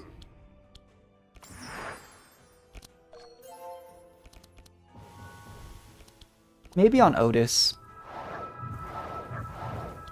That was an okay bounce. I mean, they were gonna die anyways. But I really did want the Fennec to go down there. Which is what happened, so. In Ritual, sure. Giving everyone regen, it's not much regen. But we've seen how powerful regen can be with our other builds. That regen build on Reginald is what took us so far on such an early run. It's actually kind of disgusting. The issue then becomes, at what point do you just get one shot? Alright, we'll do this. I will say this build is a little more underwhelming than I thought it was going to be. It's still not bad. No. No. No, I'll take one more Dispel. I think Malika already has two. So we go ahead and enter the tomb. We talked to Novalia. Okay, yeah, we just talked to Novalia, go to the mural, and then go to Act 4. So this is the only one with the complicated thing. I guess you probably could do this on the third encounter. I just think the boss of this one's a little bit harder than the dragon is. The dragon's dangerous if it freezes you, stalls you, and then gives you a bunch of frost stacks. But the enemy here summons those big piles of skeletons that I actually don't think we've beaten on this save file yet. I think we tried it and that's where we died, that run. And so having it at an easier level of power on the second plane is just safer, I think. You can see with Malika, when she's applying all that dark, everyone heals. It's ridiculous. It falls off. Like, Dark Comp is so much fun, but it's so bad at higher levels. Every time I've done even like a mid-tier Madness run, I'm like, yep, shouldn't use Dark Comp.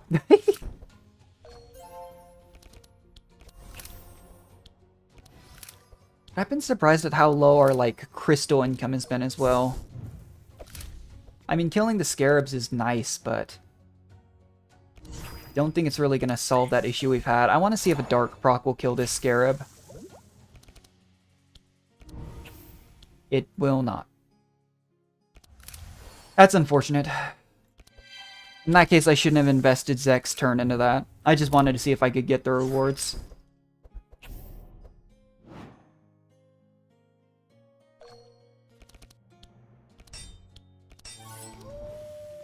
Yep, slowing down the enemies. It's so weird with slows, because sometimes they affect the turn order enough that it makes a big difference like that. It went down 3 turns. But sometimes it actually does nothing, and it's a waste. But Cursemancy is really nice. I don't think we'll level up again before this boss, though, which would have been nice. Either way, Cup of Death was a huge pull. Barricade's good. No, no, and no. It keeps giving these two the opposite cards. Hi, Navalia. We'll help you. Assuming we don't die on the way, but, you know. I'm actually not sure who we need to focus in this fight. This is another one that I just don't remember. I guess...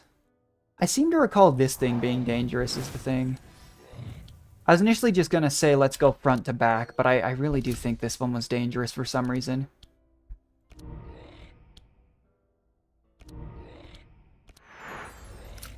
Bounces, it didn't bounce again. I was gonna say the bounce could have proc dark there. If she drew Unholy... No, okay. That's fine. That's another good thing about Dark Comp, is just blitzing 1 or 2 enemies on the first turn before they can do anything. Makes a big difference, even if just for chip damage. Like, see, if we'd finish that one off, that's a good chunk of damage we just don't take. Malika's getting hit.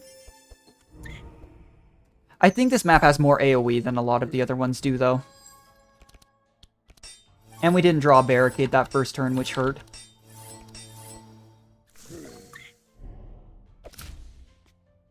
Alright.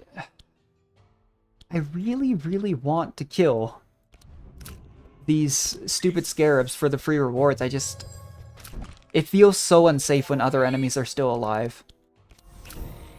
Because I know if I mess it up, I'm going to take so much more chip damage, and it's going to hurt. Please. Oh, she drew it now when she can't play it. That's unfortunate. Dispel herself. Her health pool is so small because she has like no items that affect it right now. Ah. Let's see. These are the things that I wish I remembered, because that's real bad. It's okay. Magnus got a big AoE block turn, and Magnus had like 9 energy.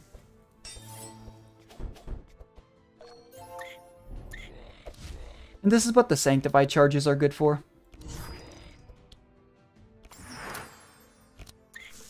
You can see we got a ton of healing. That didn't have to come from Malika. If Dark procs on Malika, though, we're in trouble. I'm really glad I didn't do the global Dark proc now, because it probably would have killed her.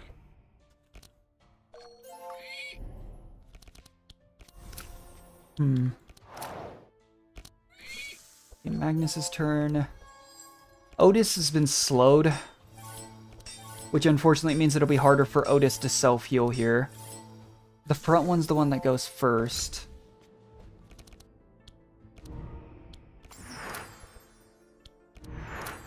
Needed a little bit more dark application. It's fine. That just means Malika can heal by applying some dark.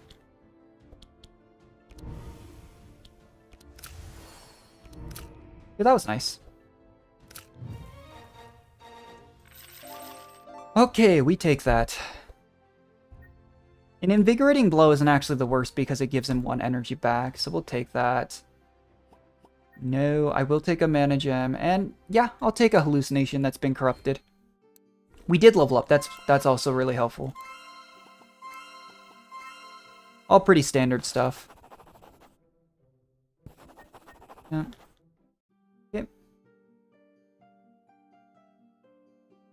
Yep, Act 4 upper. Yeah, it is after the twins, that's what I thought. That's scary. Because it really does take just the longest. So now we know we need to focus these two. We didn't even let this thing do anything last turn, but I recall it doing a lot of damage. The problem is, if there's any enemies dead, I'm pretty sure this guy can summon. So maybe we split DPS between these two. That means, of course, neither one of them will probably die, but eh. Unless this bounces well. It did bounce really well. That's helpful. Oh, it's just a standard frontliner. Maybe I didn't need to focus it. These blocking frontliners are really annoying. However, at the end of the day, if you have enough damage through like dark procs to punch through it, I don't think it matters. Yeah, like the little bit of block they're applying at base level isn't that much.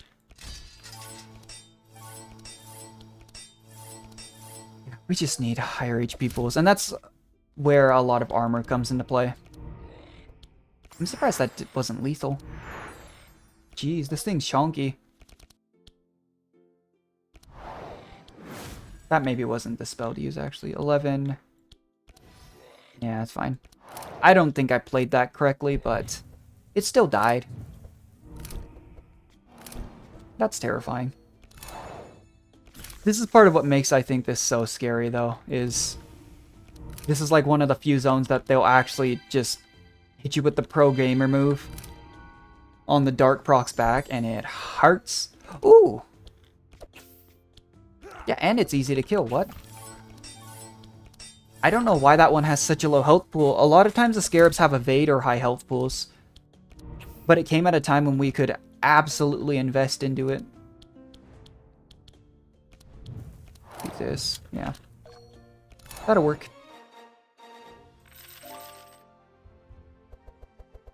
No. I don't think I need another Unholy Stone or Curse of Vulnerability.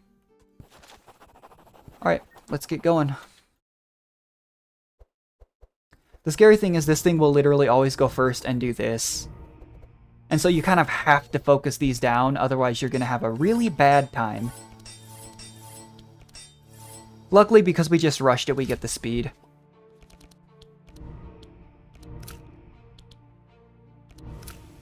Yeah, I really do wonder how this fight would have gone without Cup of Death. Because I do not think we would have one-shot that first thing without it. I'm actually going to pass an Unholy Storm. And just, yeah, just go for it. That was good. That was good. But this is just a fight you do not want to go long at all. Luckily, because of the way it works, you get 2 turns usually before it does anything. And I genuinely, this is another boss, I can't remember if it summons anything else, like beyond that first group. Because if it can, we're in a wee bit of trouble. Because it's going to take, you can kind of see several dark procs. It's not going to be a fast... I mean, it's faster than if we were doing Sanctify, but it's still not going to be a fast clear. Spells Zex Dark. And it has 4 cards it uses Gs. You can self-heal. Oh, that's scary. That really is.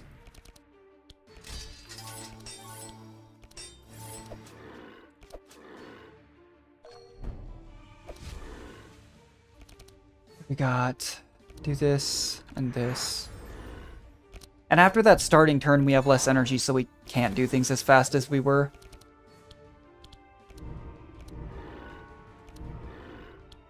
Who do spell? Otis, probably. Just whoever has the highest dark charges is probably who we have to dispel. We're so close. It can summon more, that's what I thought. Oh no! That was a fat heal. And I just don't think we can rush it. I think we have to once again focus these down. They have less health than the initial summons. A Malika. If Malika dies, we're in trouble. We can definitely afford to get more expensive cards on Magnus, though. I always do this just so I can maybe get a Citadel or something later. Ow. No. Yeah, he is 1 charge away from just going poof. Okay. Oh boy. Okay. I almost feel like I need to have him attack once just to... Oh, it doesn't give you... Oh! Okay. That's not good. Because that's part of our dark application. I really did not think that was going to be as much of an issue, but we also got really unlucky with barricades. I will probably try this fight again if I lose. It just depends on how often this thing can summon Bone Soldiers. Because we are really close, but it healed so much. I'm so used to this fight ending like instantly that I just didn't recall it could do that. That wasn't as big of a heal. But the fact that it healed to like half HP when it was down to like under a quarter, and then summoned allies was just sad.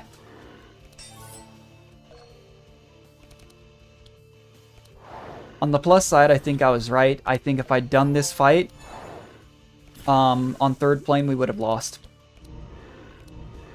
A Death's Door and Zek is not good, but, you know, that can be removed with money.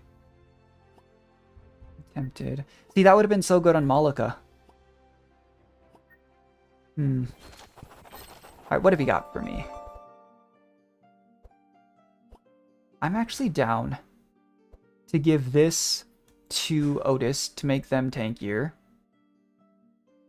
When you play a skill, the problem is like no one's focused on skills here. Give a Dispel to Magnus. Just take the Scarab Shield for now. We'll do this. All pretty, like, they're decent upgrades. There's some good items there. Alright, here we go. We have to remove Zek's Death's Door. See what's in here. Yeah, if there's nothing good immediately. Actually, what does the corrupted version do? Fine. Other than that, though, we save money for the shop. We have an extra Dispel. I think we do take... So Otis only has one. I think we buy another one. Then we take a Mass Dispel. And again, we're not having too many upgrades on cards. But I really do think this is kind of the way to go. Make these cheaper and burn because he's not using them. Let's go here. I'm sorry I don't have Moni. Okay, yeah, we can train pets. Scourge Scarabs do not spawn. Riftclaw. Yeah, Riftclaw is really good. It lets you steal auras rather than just getting rid of them.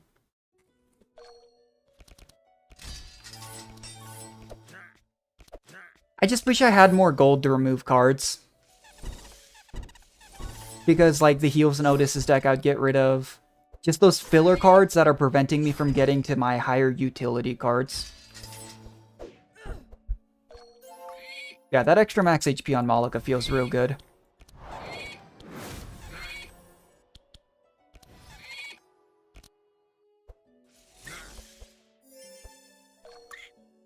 Right, Sec, what can you do? Fine. That's lethal. Not too bad. Thorns on enemies can be really dangerous, but I think for the most part, it's not usually that bad. Yeah, and now Malika with her talents applies Dargon Hit, which is a big part of the reason she's doing so much. I think just the way they've configured it, though, is you never hit... You always hit, I think, level 5 right after the twin statues. I've tried so many different things across the time to see if I can finagle things to getting it earlier, and I have not found a way to get level 5 before then. Which is a real shame, because that would be a ridiculous amount of power for that fight. This has so much energy gain. Because he has his defense talent, he has, you know, so much energy gain, so many zero-cost cards. Like, I'm really holding out for a Citadel. This should be lethal. No. Okay. Well, that was. We take that. We take that. I want to safeguard. I'm going to pass on that. Safeguard is good. See, it's 3 dark cards for Otis and none for Malika. How does this keep happening? I don't understand. Oh, I should have read what that Obelisk challenge was, because it was... I saw just last second. It could have potentially given Curse Nomicon to Zek, which is like an absurdly good card. It chunks yourself, but then you discover cards that are just so good. It's a prismatic. You just have to be careful that, again, with Zek, you don't play that line and just die. But Zek being able to steal auras is really nice. I think we'll just go front to back here.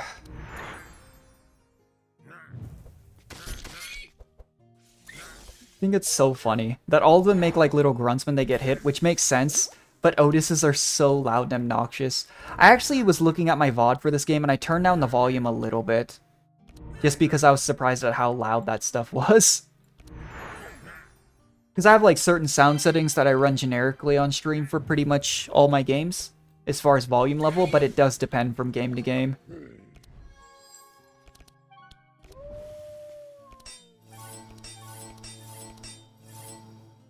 Alright, what have we got? Whew. The downside is, I don't even necessarily need to complete a run. I didn't expect to complete a run for at least like 10. But we do need to get very far. And just those late game enemies are so brutal. But luckily Zek has the key here. So we can just go straight there. We can go here and get a cup. Okay, for every dark charge you... Oh, we can get corrupted. That's nice. It's important to note that we will get Black Deck on Zek. So unfortunately, I don't think we can take the Bleed Goblet. I think what I'll do is just give this to Otis. Because it's all damage plus 1. I know that sounds weird. But the Black Deck goes to, well... That's part of the reason why I like triple dark comp too. Is there's so many good dark items that you can go taking this path. But, where is it? I'm not crazy, it is a weapon, right?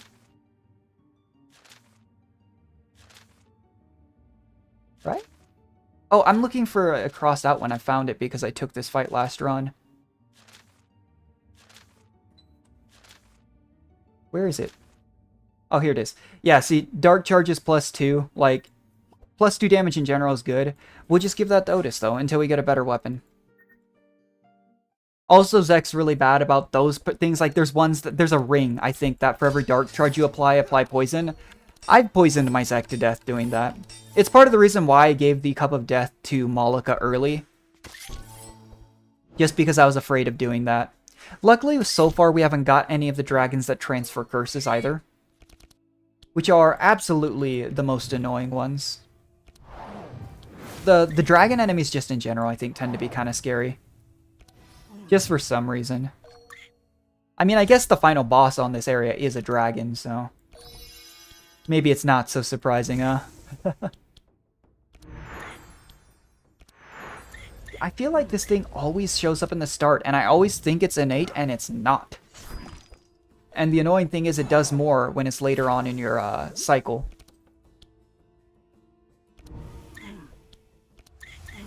Yeah, we are just pumping damage at this point.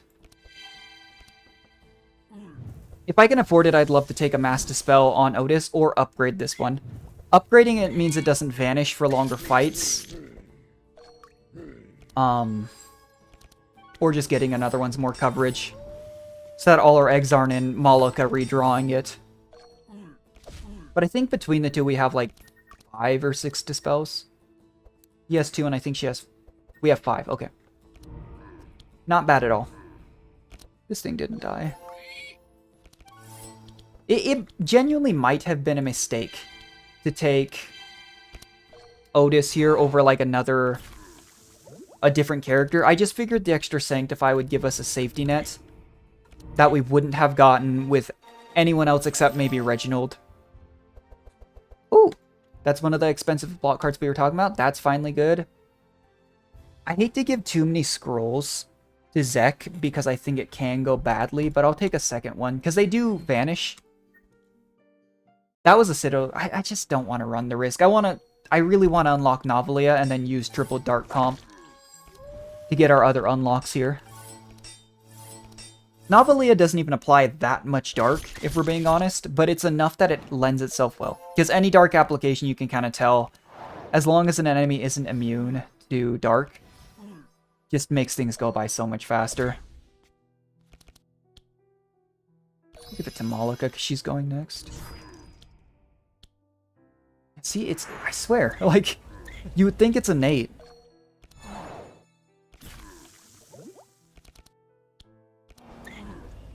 Yeah, that's good. The reason I didn't want to take too many of those is a lot of the times I'm just not going to be in a position to use it later on in a turn cycle. Because she only gets 3 energy per turn. So if I don't know ahead of time and save an energy or have a reason to save an energy, I'm just not going to use it. But Massive Dark application is so good for Malika's healing. The Silence, on the other hand, is really annoying. I think it's this rogue that applies it, right? Yeah, see, these were the type of hands I was afraid of drawing with Zek. If I did things the way I was.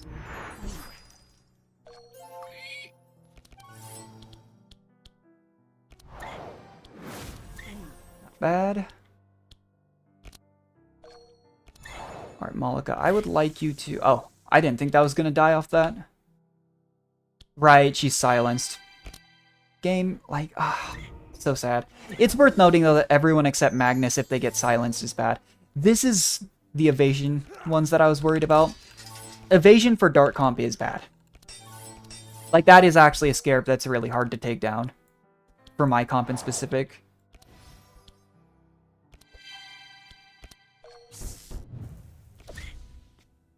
No real harm in trying, though. Yeah, because it doesn't apply the dark until afterwards. Let's see what Malika draws, though. She didn't go last turn, so she has a lot of energy. Yeah, we still got it. Yeah, we take that. Nice. What do we got? Nope. No. Well, I'll try it just because we have Dark Application on ourselves, and I don't know what the chances are of getting Blackguard are. Really good armor, but... Guardian Defender, Solar Flare... Infestation's so good, that's why you focus Curses. That and Curse Mancy. Yeah, I mean... There's something to be said for taking the deal, losing Zek max health, and having given Zek the Blood Goblet. But I just think the Black deck is too good of a card. It's just way too good, because every time you cast a spell each turn, it gives you those 2 cards, and you just have massive application. I could have even given it to Malika, but for the reasons I mentioned, I give Malika Cup of Death when I can see it.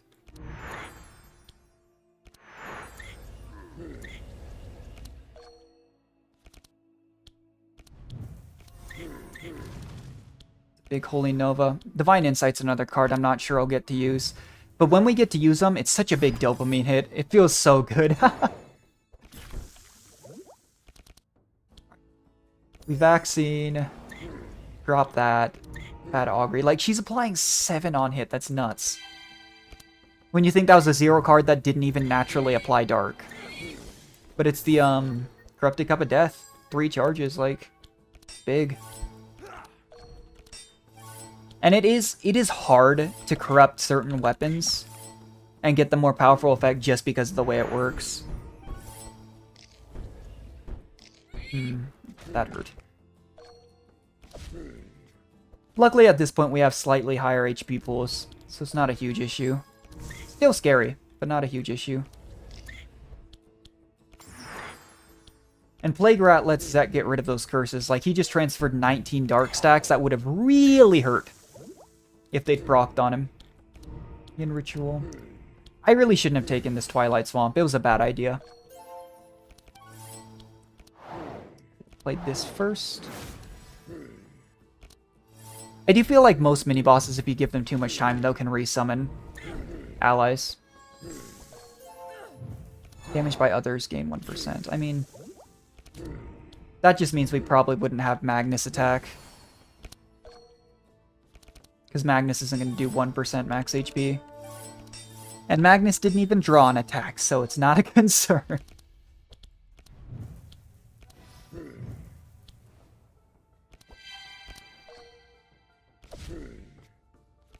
Alright, nice, nice. That's big. Because it means we can for sure be lethal. It probably would have been a lethal turn anyways. But that's the big reason why I don't like going for... Ooh. I'm never going to get to use it. That's really good. Alright, here we go. So first off, this, every time. Alright, is there a good ring for Malika?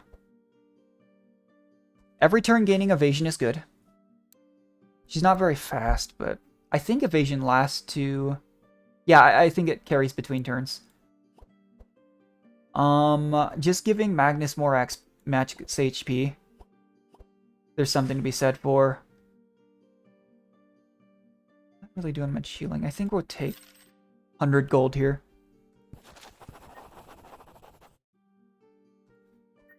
Alright.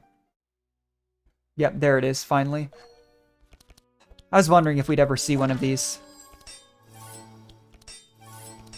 Just the ability to transfer auras is so dangerous. It's less of an issue for dark comps than it is for, like, bleed or something, though. Like, them getting Sanctify isn't a huge issue. Us getting Dark is only a problem if it actually procs the burst.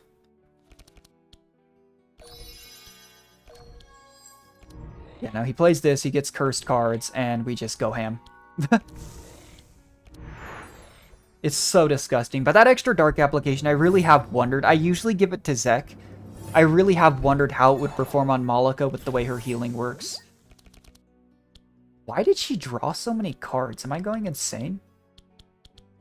Let's lead with this. We'll play her rituals. I actually have no idea. I wasn't paying attention why she drew that much. I speak English. It's the only language I know. Though I have been learning Japanese online for like 4 months. Good old Duolingo and a couple other sites. I've been using a few resources. I don't know. I'm Korean American, but the reason I decided to learn Japanese was just I thought about what I would realistically use.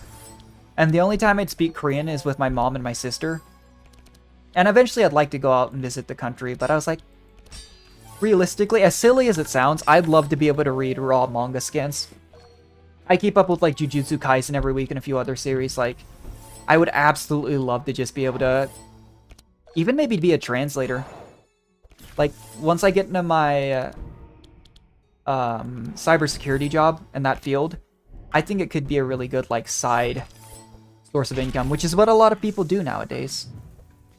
You just find something small that in their free time doesn't absorb all of their free time, but they can kind of make a little on. And I think it makes a lot of sense. Such a disgusting card, though. Like, it's just like, it's such a broken card for this comp, and it's useless for any other comp. That's a good card for Novelia, but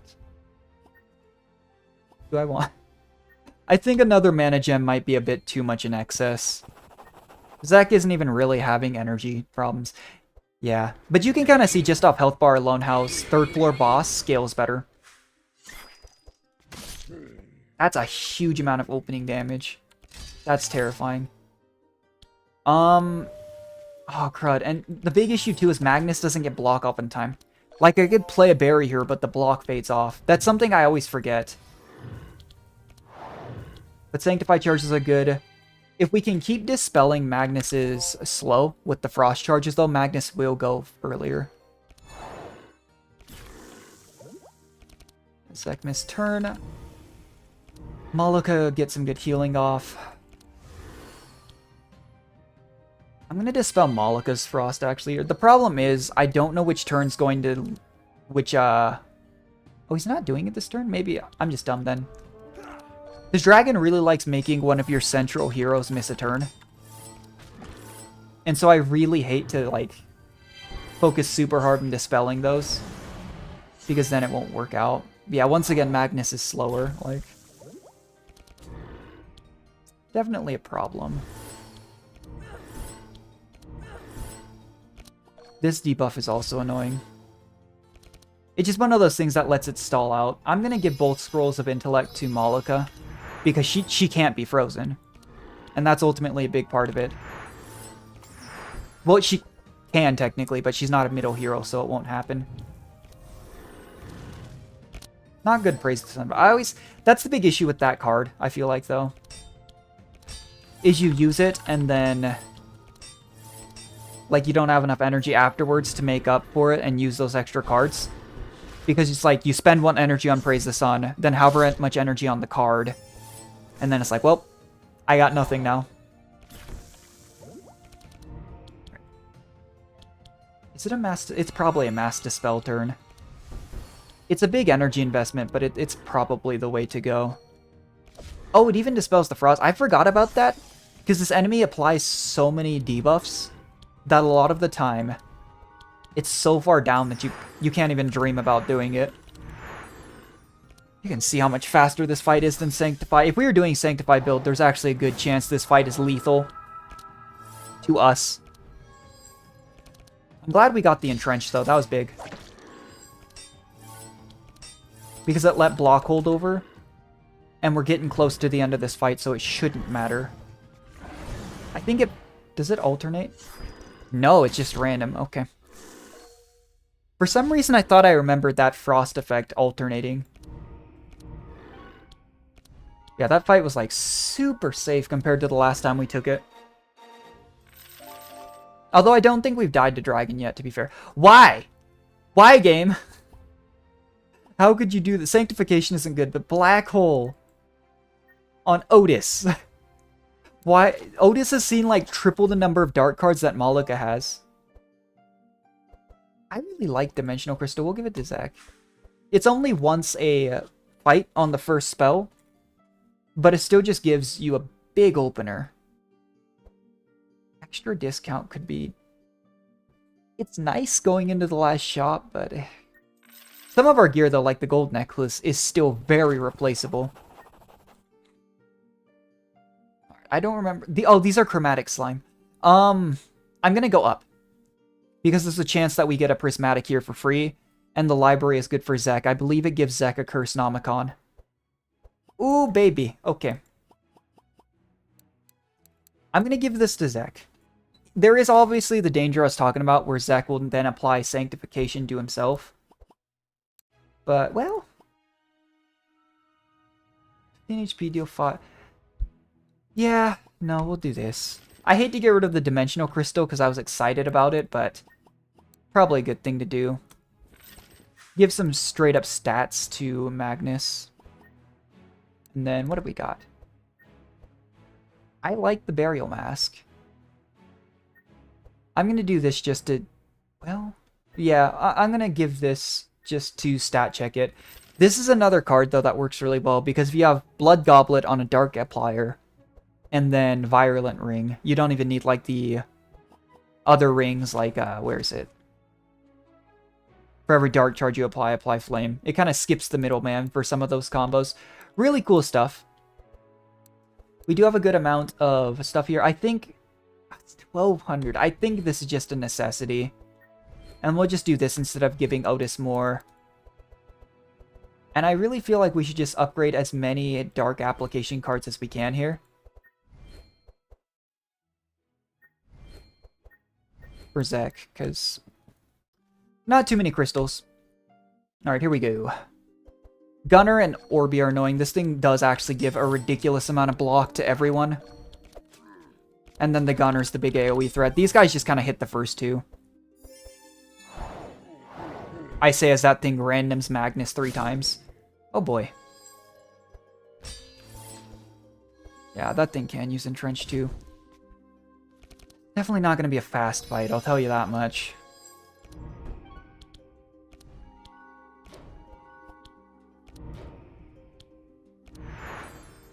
Yeah, look at that, the 49 Sanctify charges. And it's not even Otis. Otis hasn't even gone yet, and that's Otis's strength. So funny. Yeah, we blitzed the Orbi. Spell Magnus, and we'll just do this. So I think the reason I kept this, though, and I could be incorrect, but because she applies Dark on hit, that's amplified by Cup, I think that extra damage to all monsters is applying Dark. I haven't been paying too much attention, which I should have been, but I'm like 90% certain that's how the interaction is working. I would have liked to get some more speed gear than just the bunny on Magnus, but alas, that's not what happened. Because literally, the only reason you use Magnus over, say, Heiner is the fact that Magnus is so fast and Heiner is so slow. I think that if Heiner was faster, Heiner would be top tier.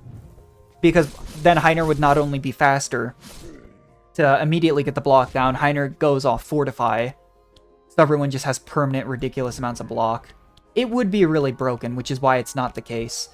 But it's just sad because as it stands, Heiner is so bad at higher tiers of play because Heiner is so slow. He's still, I think, the most fun warrior to play. But to be fair, that's probably not saying a whole lot. Because you play Magnus to do such standard stuff. It's not interesting, it just works. And Magnus can catch you out in a really bad spot if you don't draw enough blocking cards. It's why I got rid of so many of the aggressive options once I felt like I had a backline that did enough damage. Because we just don't need that supplementary damage anymore. I was planning on finishing the Gunner first. The funny thing about the curse cards too is you can do it to yourself. It's one of those, again, playing on the edge things that can do. I wouldn't do it, but it is funny.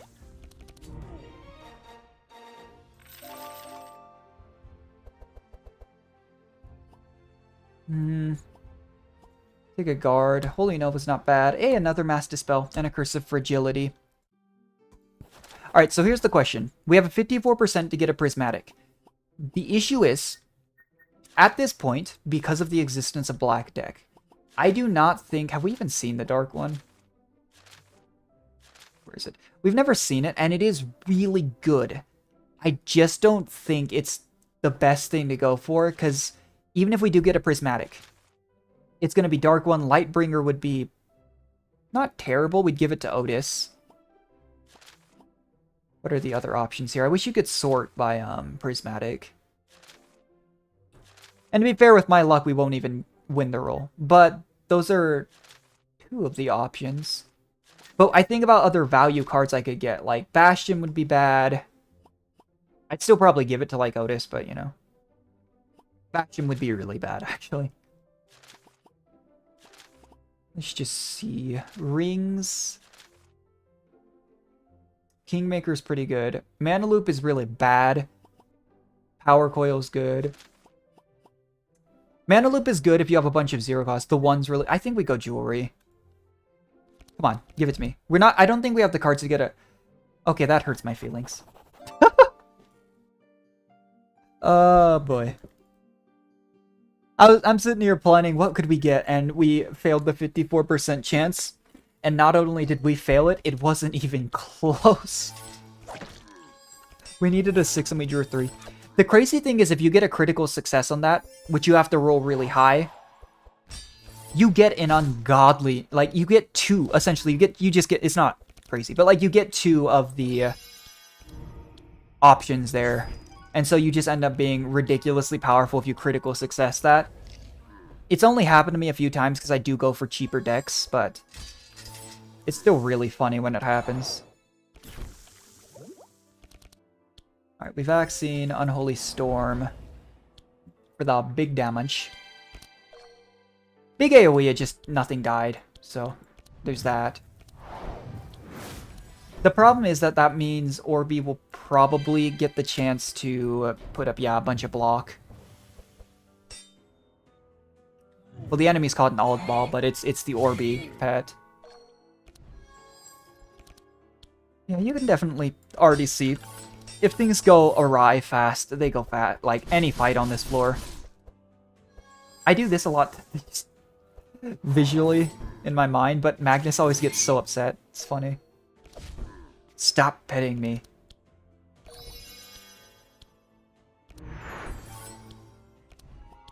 Is this lethal? Oh, thank goodness. The gunner's the healthiest one. I feel like I should just go front to back here. Unless the gunner gets hit by that, in which case I probably should have focused it. Okay.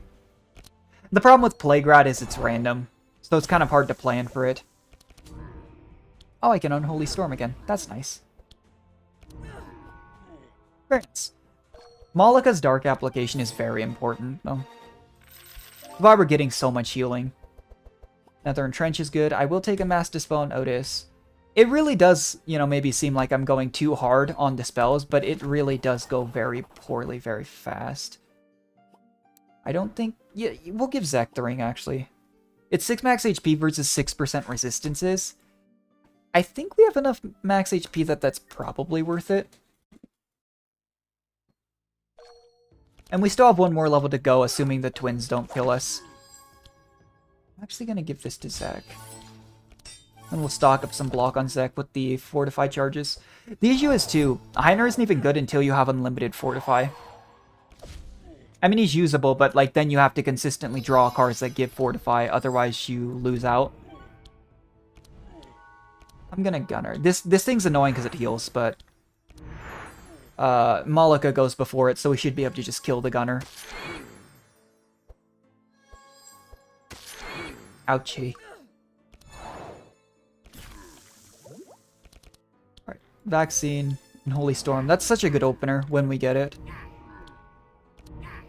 Okay, it's just applying the sight, it's not applying the dark. That's what I thought.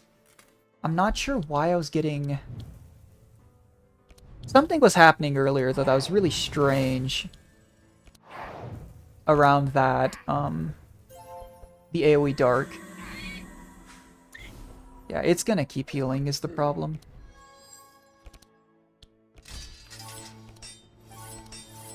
Here's Magnus just doing Magnus's job.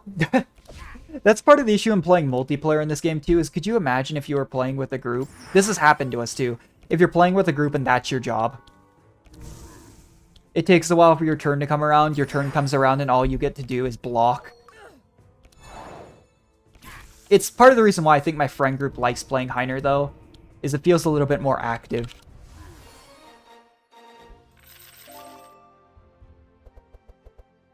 No. No. Yes. I'll take a meditate. We go here. He gets Curse Nomicon. Yeah, see, he suffers 16 shadow damage, some dark, but it's still helpful.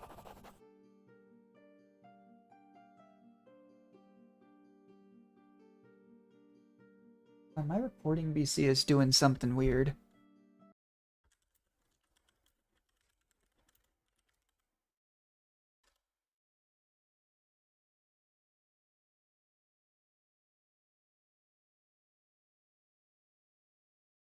I run my stream through my recording PC so I don't have to take the resources on my main PC, and it is freaking out.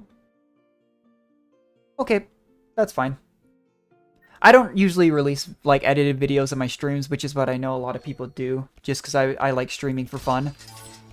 But as a result, it's a little awkward with that.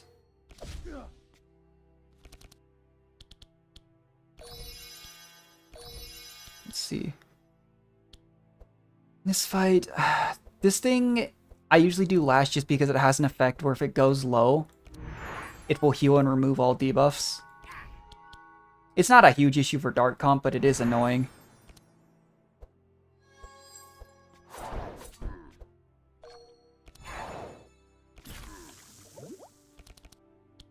That's a weird start. I really should have just gotten rid of Twilight Swamp when I had the chance. Not really doing anything for me, and I'm never going to use it because it's global.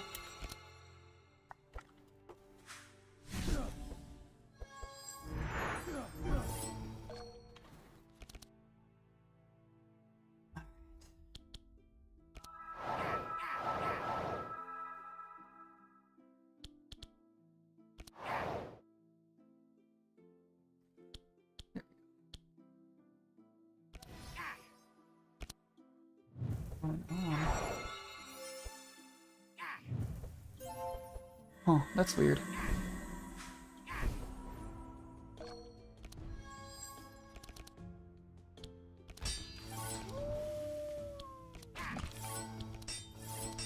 Yeah, I don't think we should have any troubles. This thing is annoying because it'll silence when it gets hit. But I can just do it like on the exit turn for... Oh, that doesn't count because it doesn't hit. Oops.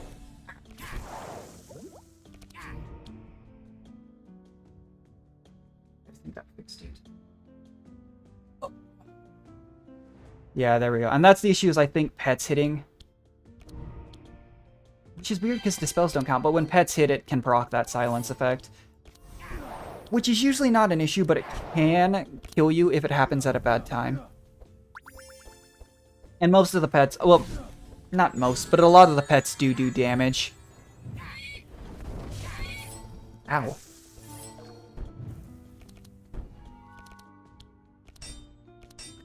Not too bad, though. If we die this run, since it's still so early on in the save file, I think it will either be to one of the last two fights, Handcheck or Archon, or to the twins. I said that last time we got this far, though, and died to one of the fights on the third floor. But that's usually just not the case, unless you fall behind on something. The Brie card. Jeez. Electrocute, huh? I just so rarely... Lightning builds are genuinely really fun. I just don't ever do it. Where do we go? Stack the twins. Let's get to it. Lock on Malika. I think even if Magnus dies in this fight, as long as Malika and Zek are alive, it's probably okay.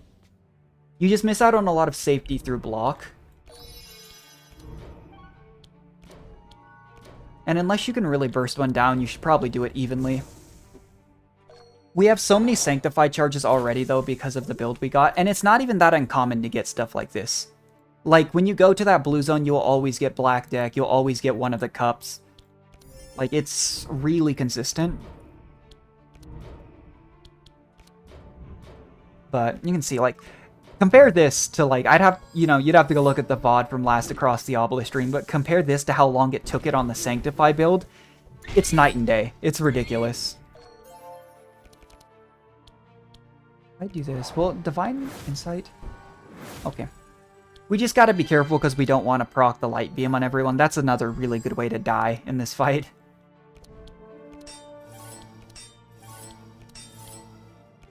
I have funny memories of friends just being like, no, we can end the fight. And then I play the healer a lot with my friends because I don't mind doing it.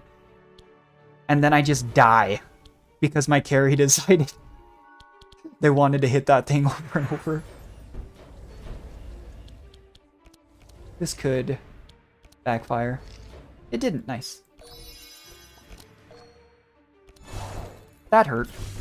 Yep. It's 3 Sanctify, 3 Holy. Will this be lethal? It will not. I shouldn't have done that. I really thought it would be, so I went for it. I could have killed it here at the consequence of some more damage, but it's okay. The Law of Light. Yeah, this is where they start. Maybe I should have. Maybe. The weird thing is when these get separated by speed, they don't... There's times where both will have their punishments and times when neither will have one. Which is always interesting. Have Magnus Wolfguard himself. Oh, I would have loved to entrench. If I'd done that in a different order, I probably would have gotten to.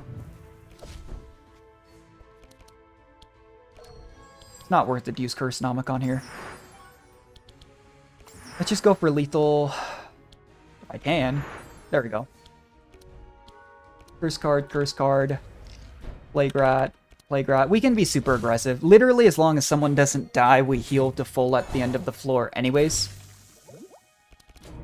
So there's no reason not to just go full ham on this thing and try and kill it.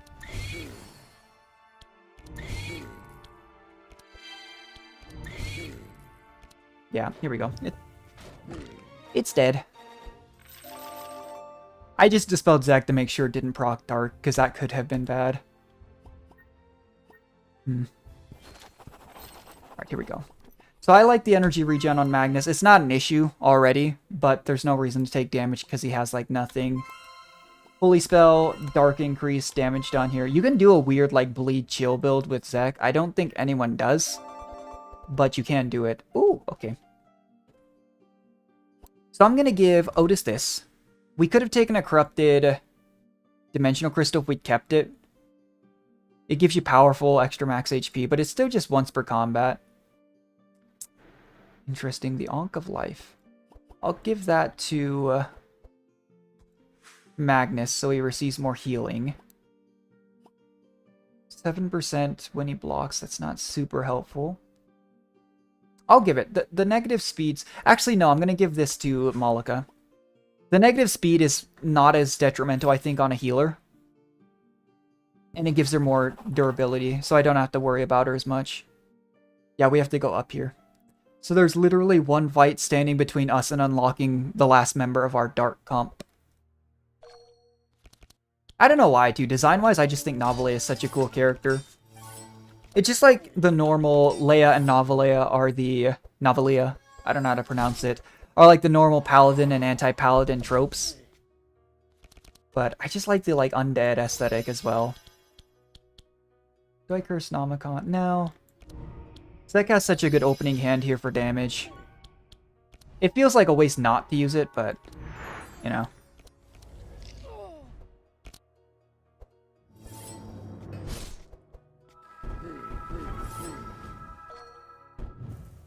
Otis, what can you do? Not a whole lot.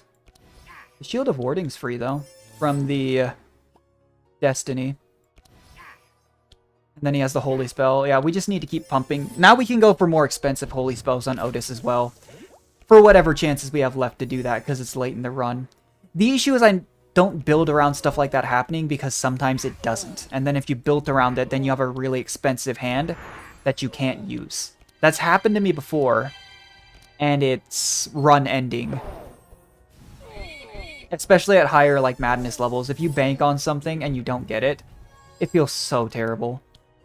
So you kind of either have to go for the lucky strat or go for the consistent strat. Not that Dark in general is consistent, but, you know. If I can Dark apply this in the right way, I think it just dies. That's what I thought, yep. Didn't even get to revive. Omnipotence, discard X. I don't have enough expensive cards for that to be good. I used this when I started out and killed a friend on accident because I didn't see it taunted. Vampiric Tutor and Black Hole. Finally we got that. We saw that so early on, but for Otis. No need for that. The apple's good. Gives you a strong buff. I've just been going for max HP. I don't need to use the altar. We'll save the currency because we do have some currency retention for our next run. We got honorable for completing it. We unlock Novalia. Nice.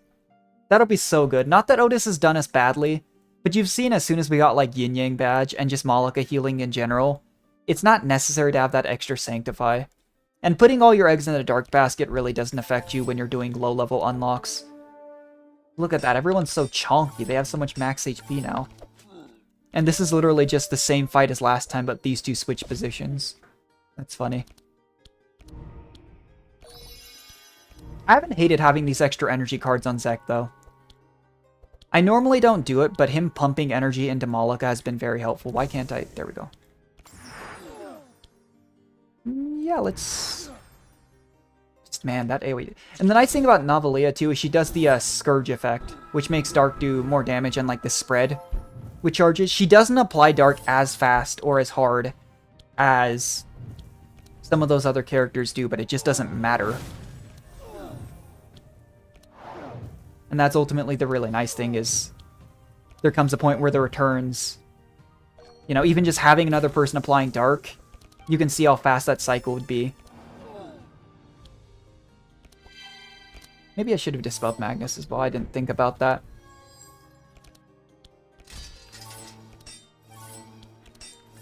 I don't even necessarily need to do blocks. I think Zach one-shots this. Yeah. Drives one of my friends crazy when we do that, because we just... They're like, yeah, we're going to use everything. It's not necessary, but we're going to throw everything in the kitchen sink for, like, the 2 HP enemy. Alright. This is the first time that we've made it to the handshake fight. Our pets are definitely dying. I was really happy with the corrupted Rifty here, though. It's so nice. Ultimately, the problem is, though, I don't know if it's always the same turn. I think it's like second or third turn handshake kills all your pets. But there's no way to defend it, and it's so ridiculously hard to rush him and to get that down in time. Because he summons the puppets first turn, and then the puppets also block for him.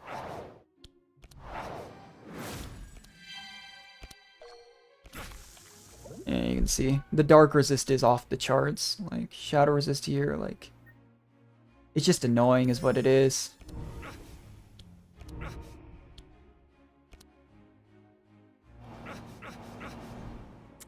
To be fair, I probably should have saved some energy just to deal with the puppets rather than busting everything on hand check. I was just curious how much damage I would do. Ooh, that's scary. Yeah, he's not doing it this turn, but the proper action is definitely... You can see they consume their health. Deal handshake. The proper action was to save health and then just take down the puppets, because I don't think he summons more puppets once they're gone. That would be... Actually, I think pretty unbalanced because of what these puppets do. Same thing with Archon Nier. I know Archon Nier won't summon... Ow. Archon Nier won't summon more handshake puppets once he's down. What do we do here? He has 2 energy. I think the answer is just to go... Well... We can try it. We double Dark Proc to this thing.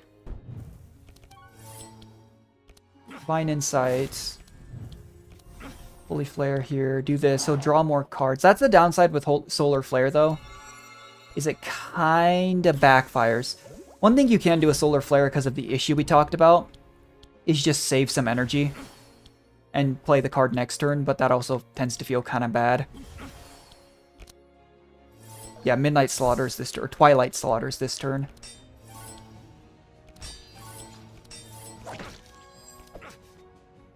I forgot the puppets could stealth. That's obnoxious. Or the shadow clones.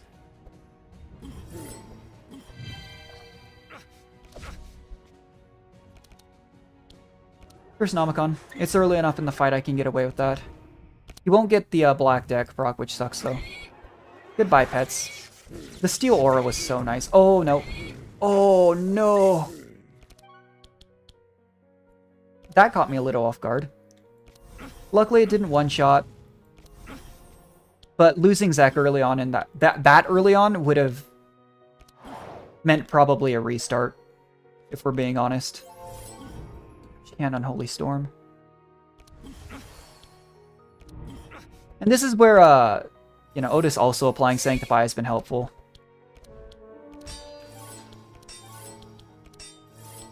But generally, I just think it's better to have Novalia here in this comp. Yeah, he's back at full health. Alright, we're gonna pop Vampiric Tutor. This. That becomes free. We Plague Rat. Kind of has to go on him because he already had Darkness. The other one didn't. Yeah. As long as we really pay attention to when Dark goes off, we should be fine. Back jumps, which is nice. We can actually use this to dispel darkness. I'm really the most worried about Zek. Zek has the lowest HP pool, and is thus, you know, at the biggest danger of actually getting one shot if the proc goes off. But now it's just us and Handshake.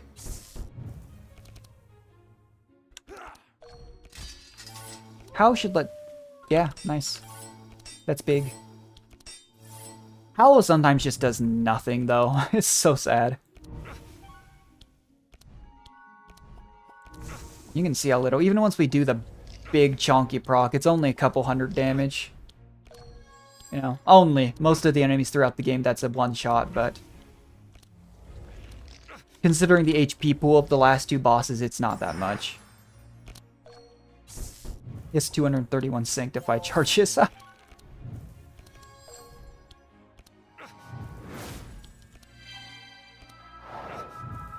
So far, we're keeping up with the spells, which is good. The real test, though, is Archon fight. I didn't mean to do that. Using the number keys is usually convenient, but sometimes you accidentally do stuff like that. Yeah, that's scary. Because ultimately, if stuff like that happens on a turn that I'm not prepared for it, that's where things go awry very fast.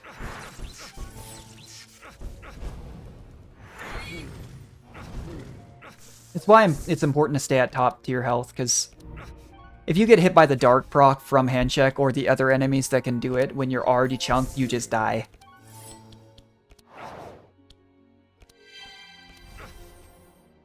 Save the energy here. Malika didn't draw Dispel, which is a bit unfortunate because it's going to proc on Zek here. Probably next turn. Because neither of our people that can draw Dispel go next. But he does have 158 blocks, so there is that. Oh yeah, I just ate the block. What was I even worried about?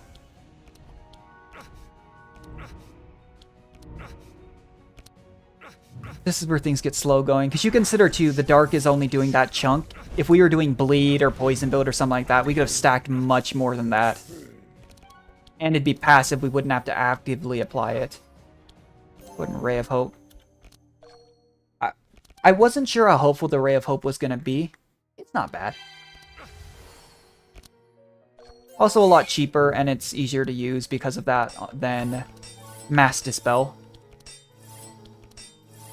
So, there's that.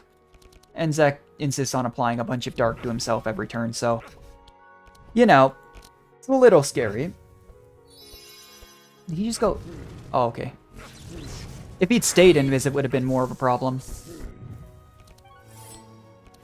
Part of the problem here, though, is that and it's part of the reason why I did keep a couple small attacks on Magnus, is he can then take use of the Sanctify. If, say, Malika's not in a good spot to heal him like that. Because this is the turn that's going to hurt. Oh, no. Oh! Oh!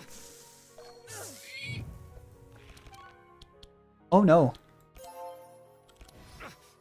Well, I wasn't expecting that, I'll tell you that much.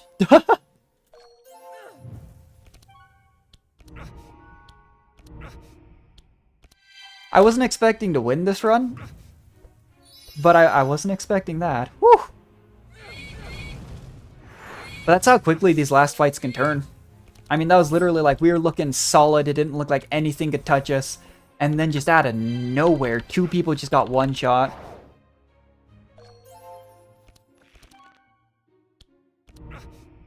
Do we save the energy to I think we saved the energy. I think we win as long as, uh-oh. Oh, no. Alright, Malika, it's 1v1 time. You got this. I believe in you.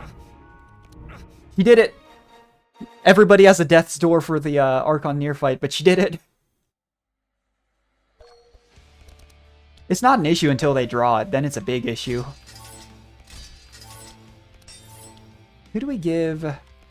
I think we actually are going to give the Fortify to Magnus here. I'm actually going to save... I'm going to do 1 curse to apply this. And then we save energy so we can burst down the handshake clone. There's Doomsday. Doomsday's big issue, really, is that it, when you use it to extend the timer, it slows you down.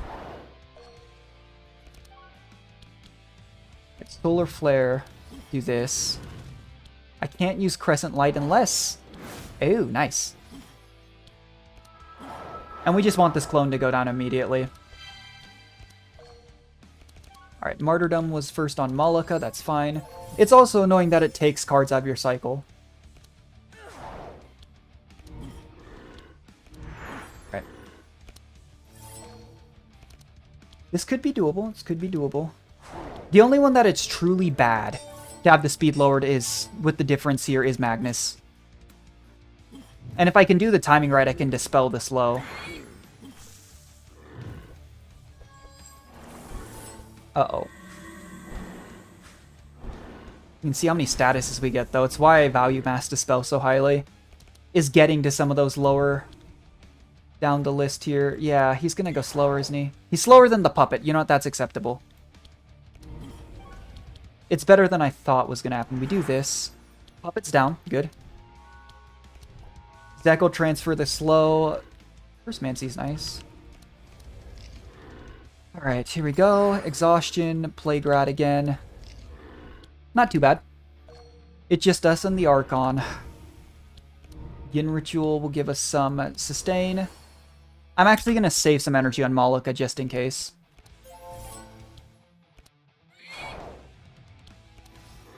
Just in case, because you never know. Let's burn this heal, because I don't think we'll need it, and that'll keep it out of the cycle. The other one isn't a Dispel one, but... We Wolfguard... I'm just going to keep protecting Magnus. Magnus seems to be the one that's dying. Part of the problem with Martyrdom, too, is if you don't... Oh, now he's saying you can... Okay. Part of the issue with Martyrdom, though, is if you aren't careful, you get to the point where certain characters have, like, 3 of them in their hands. And then you don't get to do anything, and it's really bad. That's the Plague Rats out, though, so Zet can't continue to use those. There was something to be said for just holding on to that. And letting them cycle through again. The weak charges are annoying. That would have been a good time to draw Mass Dispel. That's fine. We don't need the healing. So we can have her focus. And she has a lot of energy. I was going to say, we could have her focus on Dispelling here. That's where those scrolls that we had Zek get, as well as stuff like that, is nice. Drop this. Free Mass Dispel's big.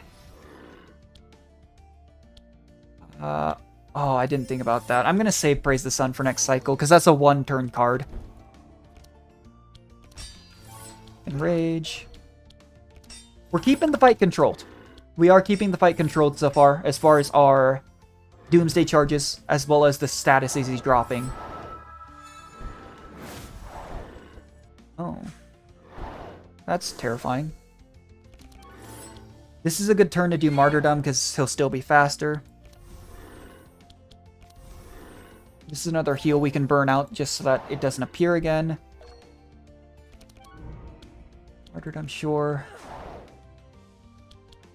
Do I need to Dispel? We should just, honestly, for good practice and not falling behind, we should just Dispel every turn. That we have excess energy. Empiric Tutor, Deep Darkness is good. I don't think the slow stacks, yeah. So we can get the timer up on Magnus while it's still safe to do so. It's hard to know at what point you can just, oh. See, that's where the Death Door came to bite us. It's hard to know when you can just give up and stop using Martyrdom, because you'll be safe. Because you do hit that point. Because, right, we have 6 turns or 7 turns on everyone before they would just die. But because we took the opportunity to stack on Magnus, that's where the issue was.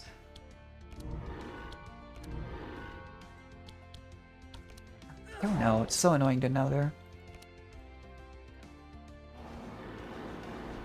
Alright, not bad. We're getting there. I don't want to get my hopes up too high, because this game likes to kick you while you're down, but I think we're actually at the point, though, we don't need to use these 2 martyrdoms. Like, we'll keep 1 in Psycho, I guess. Use this to Dispel Darkness. Holy Nova. Otis has such an excess of energy. That's interesting. I don't know how well this run would have gone, genuinely, if we hadn't taken Otis, though, for those extra defensive spells, because he got a free Mass Dispel, which removed a ton of status. Of course, you know. I think in this game, while it's important to stay safe, the faster you can get through a fight, it's just better.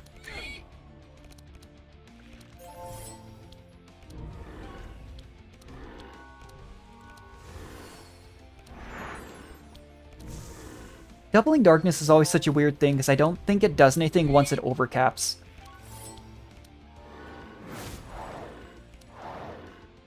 We're so close, but I can feel the 1 bop coming in. Yeah, we don't need to use these. I really just wish I also wish I just hadn't taken the Global Swamp, man. Or the Twilight Swamp. I know there's a version of that where it's... it just doesn't... you know, hit your own allies, like the Rain. But it can only be like 1 more dart proc. Maybe, no, it's gonna be a couple, yeah. By armor gains armor. Oh, that's scary. If it had proc dark there, he dies. Spelled out while we can. And he recovered so much health because of that. That's obnoxious. Because he applied so much Sanctify and then hit it again. Dispel. We don't need to Mass Dispel. We go aggressive here. Only Zek and Magnus go before Archon Near goes again. Yeah, I was really holding out for a Citadel or something big for Magnus, and we didn't see it. Because we were in a position where we absolutely could have made use of it. Alright, don't heal, please. It's even fine if he one-shots someone here, just don't... Oh, okay. Nice. I didn't think that was going to happen, but we take that. Very nice. 52 cards unlocked. It's so funny when you're still early on and it just says you unlock the ridiculous amount. And look at that, our chest for the next run is massive. But I'll take that. I mean, genuinely, that's a much earlier win than I thought. That was our 6th run on this save file. I was thinking when I wasn't just on my own time, it would probably be around round 10. And genuinely, a lot of that was because we had Otis. I'm still going to do a run with Novalia, and let's try and unlock a pet. Let me just look at the guide here.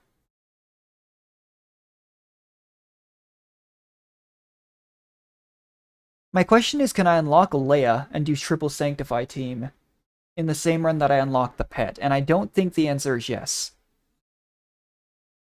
Yellow portal. Side pyramid. Except Yeah, Leia's basically the same thing as Novalia. You just go bottom path on the last path and in the sands.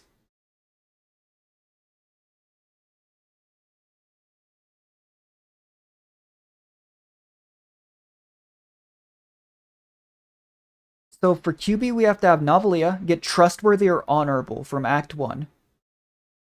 You go side pyramid and take... Okay. Interesting. Might be able to do it then in the same run, because they both require you to go to the side pyramid. We'll see. Perfect. So we have extra dark charge. Dark on this hero explodes. So that saves you from having it explode. You can dispel it more often. It's also going to hurt so much more. Dark explosion deals more damage. Doesn't stack though. Dark charge in general. Yeah, I'm just going to go extra dark. Takes 2 points. Can I do... Hold on. Can I do... No, it costs 3. Never mind. This is a more important perk for both Zek and Malika. Bit disappointing, but still fine. Zek, here we go. We'll take 3 resistances. Very nice. Very nice. Starting golden gems doesn't hurt. Novalia is going to take a second to do. So she does do frost cold damage as well. I think with the comps that I run, it's definitely a higher priority to do that, but I like splitting both of them. Having Novalia have that extra damage allows her to work better with the queen as well. Of course, she's not going to have as many resistances if we're not careful. But there are a few things you can do with Novalia that are really cool. Frost build just is rough because there's diminishing returns on it. But when it works, it's really funny. So block charger for Magnus. We can't get more speed. We have the initial energy. I'm actually down to just do 1 more block, or 2 more blocks, sure. And then just maybe do resistances to speed would be nice. Let's look at our rank perks here, though. New card back is what he got. I mean, we could use some of our cool ones, right? Maybe Wolf Wars for him. Ulaman Desert, sure. I mean, they're just cool little things you can see. It doesn't really matter. Oh, I don't have the... The Halloween DLC is just visual, so I haven't gotten it. I already did Magnus backwards. Threatening House, huh? I'm thinking this will probably be the last run we do, because we've already been going for almost 3 hours and we've only done 2 runs. But we know we need to get Trustworthy or Honorable. This is where you get the Soldier encounter for Take Cover, which is nice. I'm trying to remember how you can get Trustworthy or Honorable Act 1. Across the... So I'm going to look it up.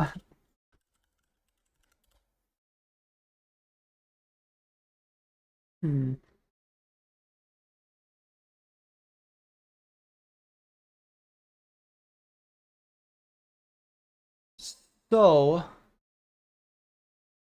we can go to this node, agree to find a sun, and go down here. I can't get the take cover if I do that, but since it's an unlock run, I don't really mind if we fail, so we'll do it. It feels a little bad, but it is what it is. I think giving Zek the Rifty was a good idea, and I think giving Malika the Spider is good just because it's still some defenses, and then we'll just give the new pet to that. I'm going to save the gold, actually. Why not? It's a Magnus Barricade. Giving him in a trench. Give him 1 defend, because we are going to remove a good chunk of his cards. For Novalia, I usually don't give her any block. What I do like to do, though, is give her the cheaper curses, dark blows, cheaper curses, and I like giving her punches. And the reason being, once she gets to... You could also argue intercepts would be good because they're also free. But when she gets to her talent levels, when she plays 1 card and the other gets cheaper, you can get some really disgusting spam strats. We have so many more crystals because we won. That's so nice.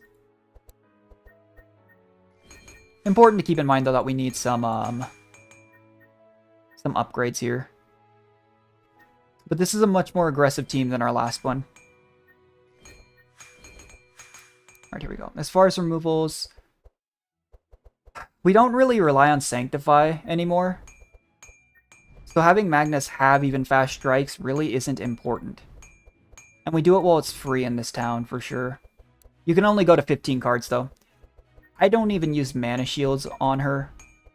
It just feels a bit superfluous. Everything else, though, I think on Novellia is good. And the mana shields are good, I just don't use them early. Zek, again, we're going to get rid of the risky cards. If we can get... I don't think we've seen it yet. I think it just randomly appears. Oh, we have seen it. Blackguard is so good on Zek because he's at such high risk. And here we get rid of the Shadow Men's. I mean, these are high-value cards, again, when you're on a lower difficulty. Or when you're at a higher... when you're on a higher difficulty and you don't have a choice. But for now, we can make the Vile Lances 1 cost. I'm thinking about other upgrades. Definitely the free cards. We did have to leave 1 fast strike on Magnus, so we'll make it free and probably just keep it. Curse of Fragility. I'd like keeping this 1 cost as well.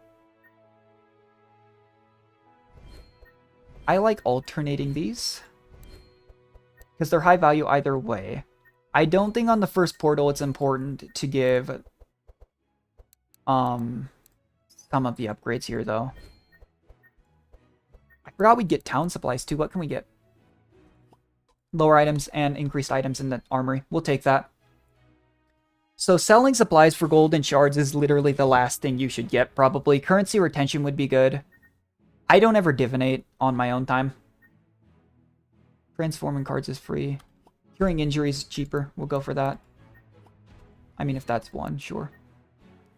I just think that middle tree and the last tree are definitely the last things to go, but we know we need to go farmer event and down to get trustworthy. So we'll go for that.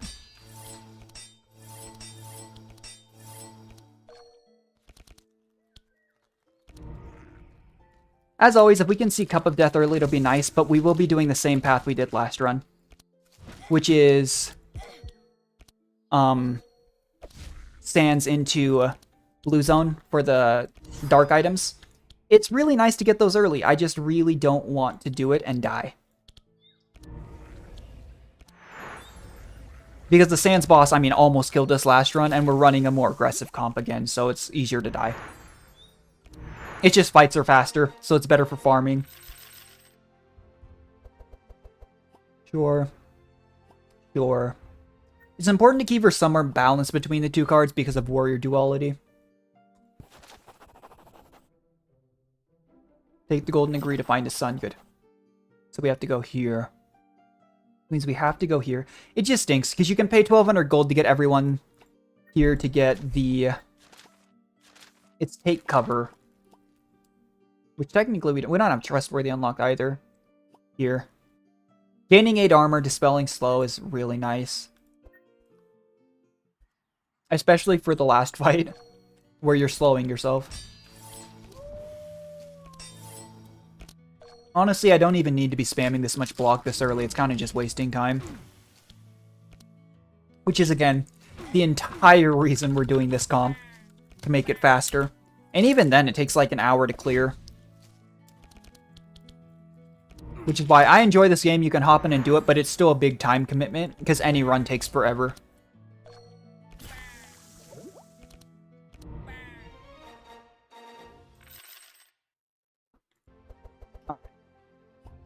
No, no. I would take some... I was really impressed with how those intellect scrolls paid off. They were nice. What's this one? Do we want to... I would love some shards, but let's just... I'm so tired of failing 60 and 70% checks. It's actually making me mad. Because it's so stupid, but it happens to me all the time. I did look through my computer and I did delete the picture. But I had a picture on a long time. Maybe it's in my Discord server still. Well, my friend's Discord server. But yeah, no. Legitimately. Just straight up failed a 95% skill check. My friends thought it was funny. I found it significantly less so.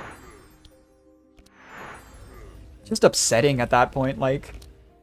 You can't even be too mad, I feel like. Well, you can. But, like, I was just impressed. I was like, really?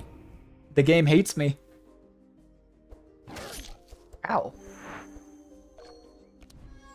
You can even see, just in base total, we didn't even really give Novalia or equipment. Sorry, not equipment, HP stats in the talent tree. And she still has a higher HP pool than people with more invested in it. She just invests into it less because she has more stuff to invest in. I'm gonna pass. Both of these could be cool, but early on shards I think are nice. We could corrupt the altar. I'm just gonna leave. There's not really a reason to do this because we've unlocked Heiner. I remember because we went to the Smith boss. Yeah, sure. Draw a defense card. It's 83. Okay. He gets spoil fed. Oh, because they feed him. Nice.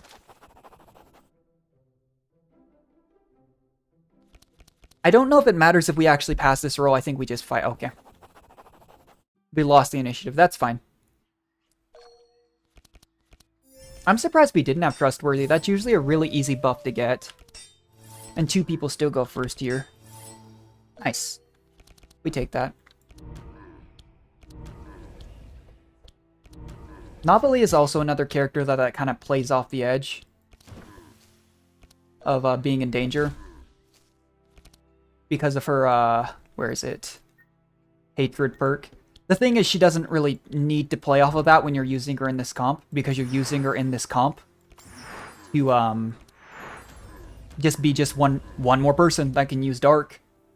That's really all it comes down to. And it's helpful. Alright, Malediction. Yeah, already, this is just, it's so ridiculously fast in the first act.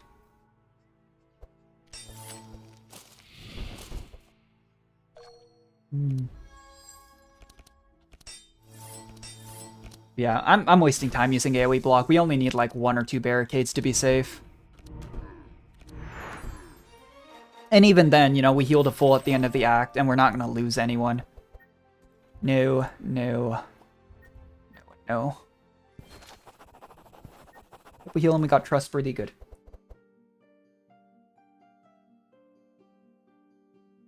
Okay, so yeah, you go to the side pyramid, you do the trial. It doesn't know what the Paladin's doing. Okay, yeah, I'm like 90% certain we can do both. I don't want any of these. We take money. We can't get the Moonstone, but the Dryad's gonna take 1 Dark proc and fold in the last fight. I mean, it's not like I guess it wastes too much time to use those, but I get into the habit, and it's a good habit to have, but then I'm like, I just used 20 blocks and received no damage in return. I think we do this because the way it bounces, yeah. It might not have mattered. But if the bounce kills the enemy, then it can't bounce again. That's the big downside with like our Otis's bounce card we had last time. Is if it's single target, they usually cost a little bit more because of that value. But yeah, if we can get any gear that gives speed, we need to take it. Yep, Shadow Imbuement, Cursemancy, Yin Ritual. So good. So good. Yeah, you know, we'll give him this time. This. Money. He probably won't keep that ring, but it's very helpful. It's trustworthy. That's the nice thing about the boons, is because they allow you to draw another card, there is literally no downside to having them. When you draw them, they give you a good effect. And then you do it, like, so powerful, so good. The funny thing is this early on, some enemies die before the Dark Bolt even proc, because they don't have high enough health pools. Because of this, I'm going to attack Ilmer. And then bounce this, and that should be lethal. Yeah. Very nice.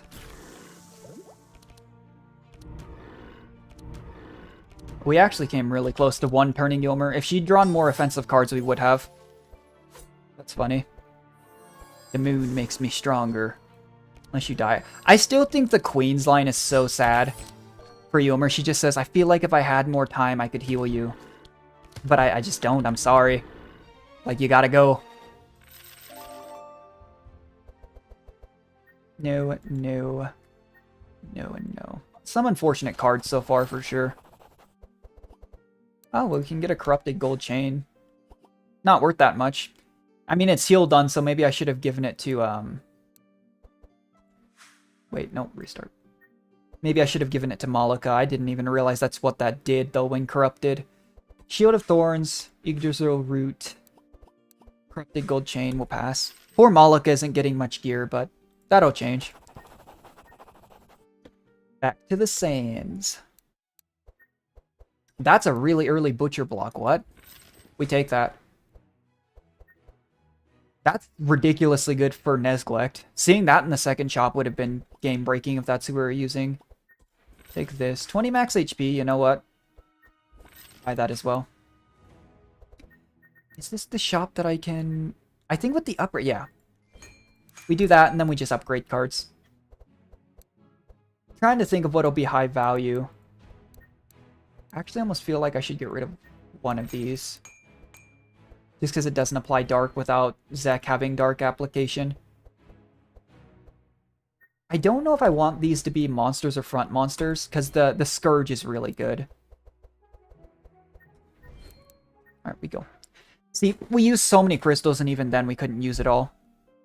Alright, we gotta go to Side Pyramid here, not the Great Pyramid. So, it doesn't matter, we just have to go one of these bottom paths. This one gives you a vision for... You know, we're gonna go down, I think. As long as I don't fail the check. Which I absolutely have multiple times. It's the worst when you're lagging. If you're lagging, failing those checks is so easy for some reason. Yeah, Butcher Block's so good. It's not, like, ridiculously helpful like it is on... I mean, we have Yager, I just haven't used him. But it feels, like, ridiculously game-breaking on Yager. Because then he just stacks max HP at a ridiculous rate. But it still feels pretty good. Alright, make sure this kills the Fennec. It's weird, too, because you'd think a lot of the enemies in the sands would be immune to Dark. Just because of the theme of the area, but they're just not. And we take that because it makes them easier to kill.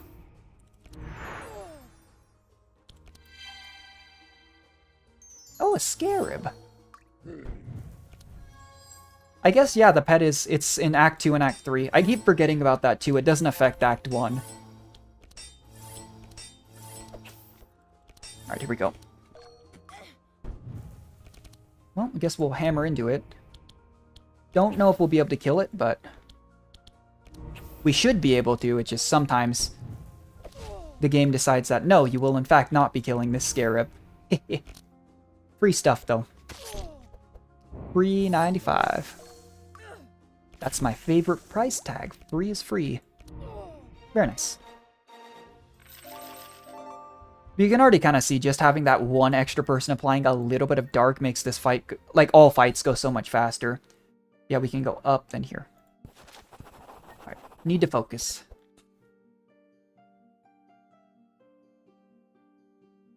That did not move very much. Like, at all. Because I'm pretty sure that gives you a vision if I didn't read it, but I think it gives you a vision for a mural later on. So I usually just go for Bastet's Grace.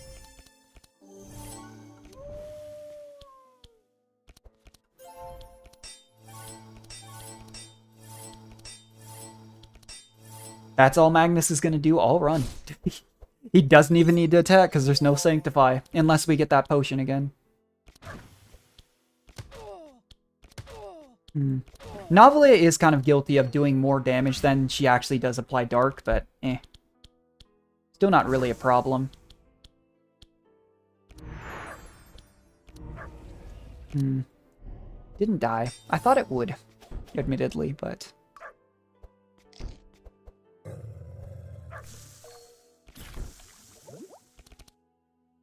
Okay. Wait, oh. I'm an idiot. Bad Augury doesn't apply Dark. It's awkward. It shouldn't make a difference in the long run, but I could have played this fight better. Already, like, just for some extra speed and safety. Yeah, I can't believe I saw Butcher block. And the All-Seeing Eye.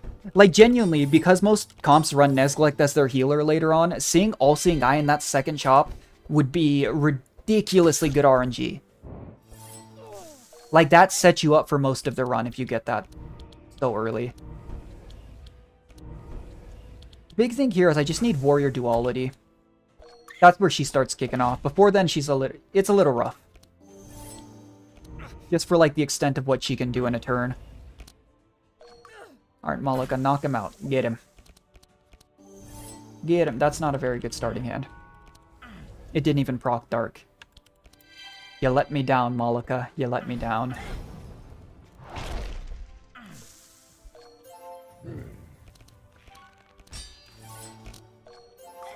Here we go. That'll do it, though. Very nice. Very nice. Pass. I'll take one more Curse of Fragility. I'll take one more Unholy Storm. I think 2 is usually where I kind of draw the line on that.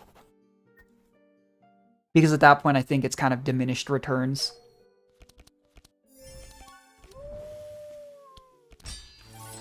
And it is good to save energy before everyone gets their, like, defense saving perks, warrior that, all that stuff. It is good to save some. I think maybe we... I think that back enemy can heal. But before this thing goes stealth, then makes my life more difficult. Yeah. It's good to get Cursemancy this early on, too, with cheat curses. Because we got so many free cards that turn. That was a really good opener from Zek. In fact, yeah, I was going to say everyone except the back monster should die because of that. Oh. That was really close to a 1-bop, too. Just going to pass Magnus's turn. And Curse of Shadows and Curse of Fragility. It feels so good to just power through these enemies. We're only on our 7th run on the save file, and it's already so much faster than it was in the first few.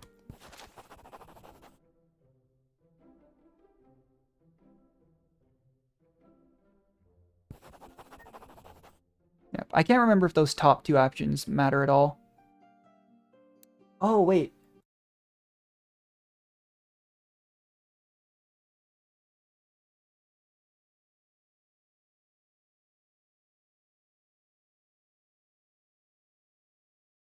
Oh, I think I was supposed to go into the tomb. I think I might have picked the wrong option for the, That's unfortunate.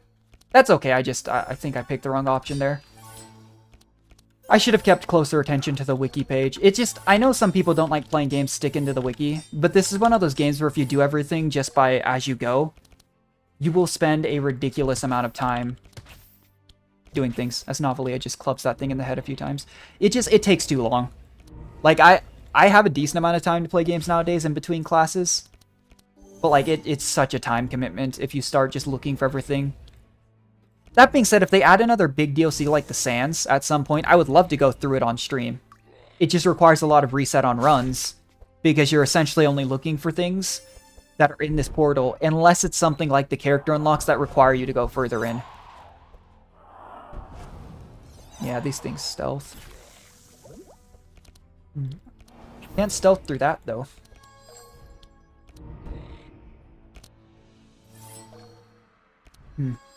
Yeah, I thought I was gonna enter into the pyramid. Because I was reading through it, I wasn't really paying attention, but it says something like, we accept the trial and will prove we're trustworthy, versus we accept the trial and we'd like to be let in, or something like that. I'm actually kind of confused, but it's okay. All it does for the pet we were looking for is it does a little bit of dark. It's like 6 dark a turn or something like that. It does shadow damage. It's one of the... There's an orb for... There's one for her and one for the paladin.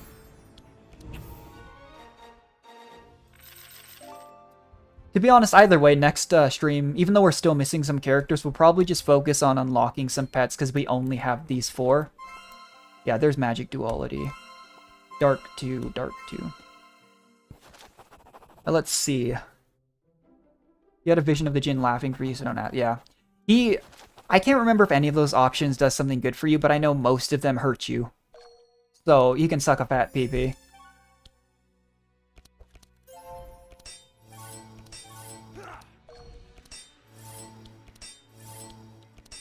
It just doesn't work out very well.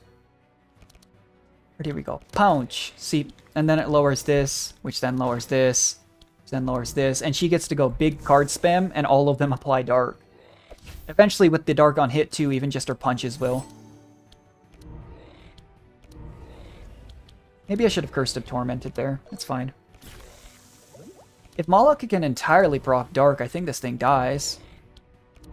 Yeah. What a meme. First turn. Entrench is good. I'll take a Void Crush.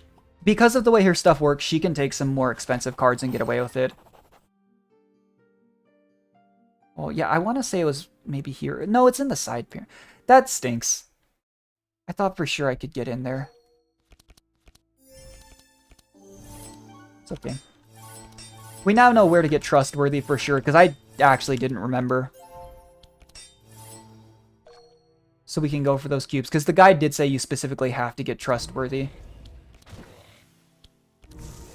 Yeah, she just gets to use all of her cards. See, it's 20 Dark application, and we saw Malaka can easily proc Dark by herself on her turn.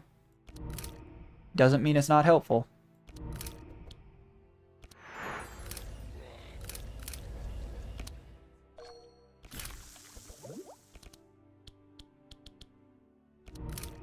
Oh, that didn't die. Yeah, we should probably just commit lethal to that so it doesn't do anything. It really is obnoxious if you leave an enemy like that, even if it's dead to poison. It's why I don't like running poison, actually. Is poison still gives them the opportunity to mess with you before they die, or heal, in the case of Son of Menes. And it's obnoxious. Looking at the Warrior Duality, though, Novelia needs a couple more punches, or just Warrior cards in general, because she's mostly got magic cards. And you do want to keep things even to make use of the Duality perk. I don't want that, though. Oh. That's an immediate... That's an upgraded Mass Dispel. Whew. Yeah, she gets mad. I feel bad for her. Yeah, we get powerful instead of speed. She says directly, like, I knew this person. They shouldn't have ended up like that. Because basically the idea was, I think she went off to join a war. And Bastet, the, like, goddess of this area, who you can actually meet in the side pyramid, gets mad and seals her away, and that's where we find her. And so naturally, she's a bit peeved. Because she felt like she was fighting for a cause that was just, and got punished for it.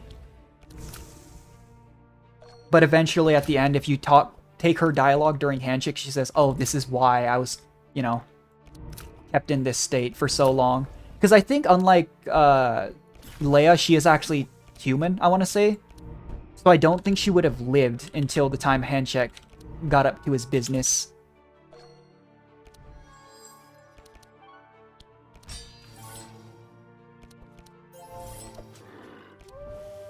I mean, he's already really slow.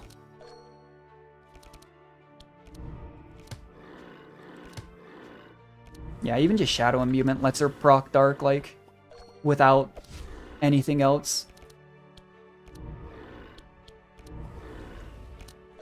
Don't think we kill this turn unless, again, Malaka. Okay, well. Yeah, okay, we take that. I wasn't sure she'd have enough. It's so hard to tell with Malaka because I give her Dispels. We take some shards. Very nice. What have we got? I am more than willing to give... So we'll just give this to Zek for now. It's a placeholder. We'll get rid of it pretty soon. Still nice. Give her this for sure. I just don't use many skills. I mean, we can give it to her for now, but she probably won't use it. You know, actually, when you block, apply block and zeal to the lowest health hero. That's nice. We take that. Definitely blue portal. Like, literally, unless we're going for specific unlocks, that is always where I'm going. To this sewer. To that encounter. It's just too good. Wow. Really? That's insane. And that, wow. This game is being really nice to me. We need to save some money, but that wasn't expecting that.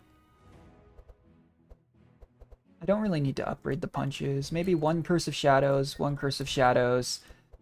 Probably time to upgrade the base Dispels. I don't even feel really the need to upgrade the max Dispels because of what we got. That's the crazy thing here. Alright, removing cards is cheaper. Yeah, you can make removing in the second town free, which is actually really nice. Let's go work towards currency retention, though. That's what'll serve us the best immediately. No, we have to do that for item unlocks. Yeah, it's Train Rifty. That pet upgrade is just so disgusting. Stealing auras is powerful. Even just purging auras is hard to get. Completely stealing them, weakening the enemy and making yourself stronger is nuts.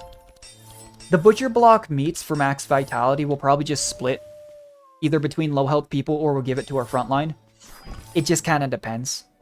Because obviously the vitality charges are nice, but at the end of the day, I usually just kind of tend to use it for protection in case someone gets hit with dark. I mean, I like going for the squirrels. Maybe I should have focused them down. Where the punches come into play. Because then this is free. This costs 1, and then this is free. And you just hit this point where she doesn't use much energy, so she can start going for more expensive things at the cost of you need to be careful because then you might not make use of duality. Oh boy. Unfortunately, we didn't get rid of either of the squirrels, so they're going to do some damage to us when our block fades. Oh, and one of the...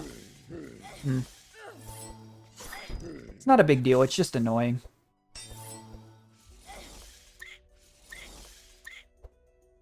At the end of the day, we're already at the point where if we're using one of our good comps, we should never really lose before the last floor. Unless I really mess something up.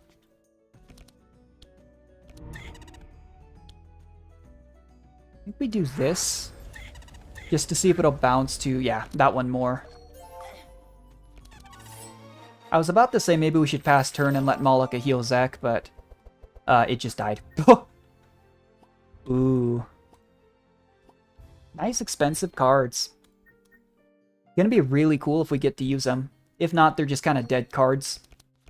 Which is always obnoxious. And oftentimes what happens, unfortunately.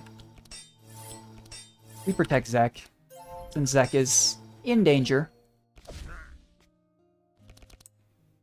To be honest, we'll probably just focus whoever ends up with higher dark charges in the moment. Because it just, we don't really have to be careful anymore.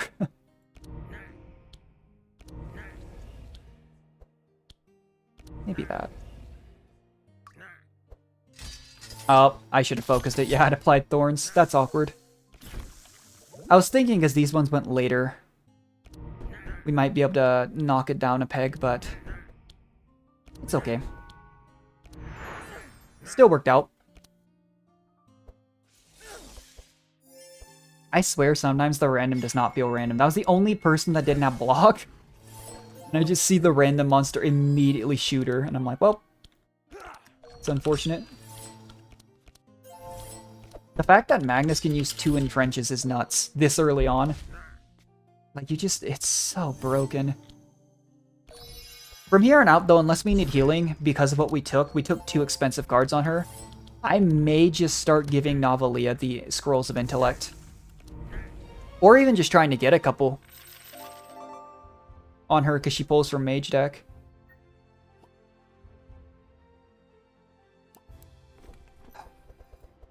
Yeah, no, I'd like that, but she just needs good... If I see a punch, I take it. She needs more warrior cards, otherwise she's not going to make use of warrior duality, and it's going to be bad. That's also the Pyro Slime event. So what we get? Cup of Death, Blood Goblet. So I'm going to give Blood Goblet to Malika for the exact same reason that I was talking about. I don't want Zek to die. And because we give the black deck to Zek later on, we give the cup to Novelia. It's not going to proc because... Oh, wait, yeah, it will for this next couple fights. I was going to say, like I was saying earlier, it just, highest cost takes precedence. We actually entrench again because it gives armor. Just in case. In the case, especially in this zone where slows are running rampant, having anything that gives armor or fortify is nice for Magnus in case he doesn't go first. We do need some more AoE dark application, though. It's really only Malika that I feel like, with the double, like, rain, dark rain, that I feel like pretty comfortable with on that.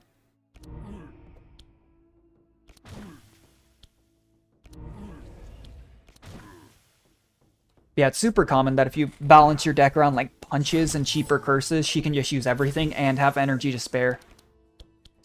So stupid.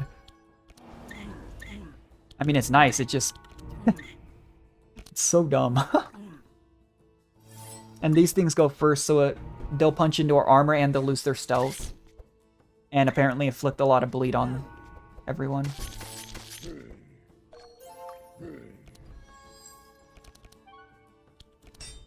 Not really a reason to do anything. This is, again, one of my really bad habits. I could use all these intercepts and defends, but the block wears off. And they probably won't get a turn, if we're being honest.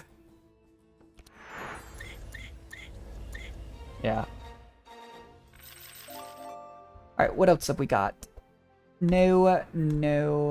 If I find a 1-block card for Warrior for Novelia, I might take it. This mage has gotta go.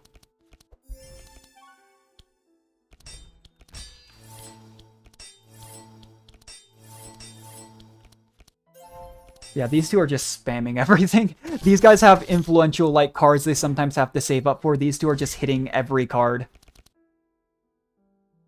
Who is this? Oh, this is Zach. I was about to say, this does not look like Novelia's cards. Yeah, charges should be exploding. Oh, wait. No! If I'd drawn one more punch, she would have gotten to use that, and it would have been glorious. But that's the reason I took it, too, is ideally lowering the cost, or even just saving energy. This upgraded is AoE as well. The problem is just so many of those upgrades are really expensive. Any card that's not, like, just base color, like gold, silver, and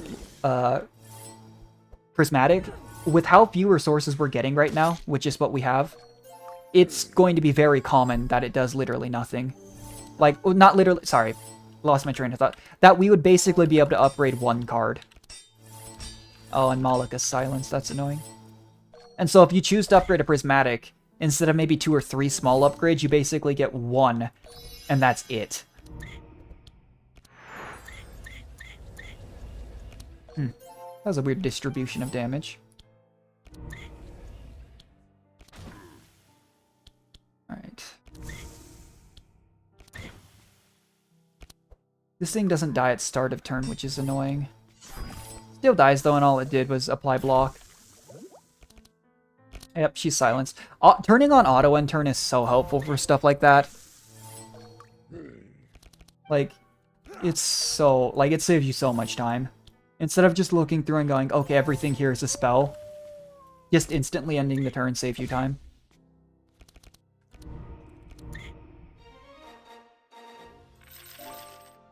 Alright, here we go. No. I mean, if Sharpen was helpful. Darkness Falls, that's some AoE, and that's another Dispel. We leveled up. And Defender. Undying Will is actually nice. If you make her the Soul Tank, which I don't like making her the tank. I mean, that's... We talk about aggressive with these three versus, like, Otis. Making her the tank and running someone else for DPS is really aggressive. Like, I've done it before. It's fast. But it is so aggressive and so easy to just die.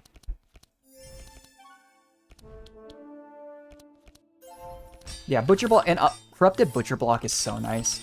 I was not expecting that, because it just takes out the chance. The spoiled meat from the base one can increase your own curse charges.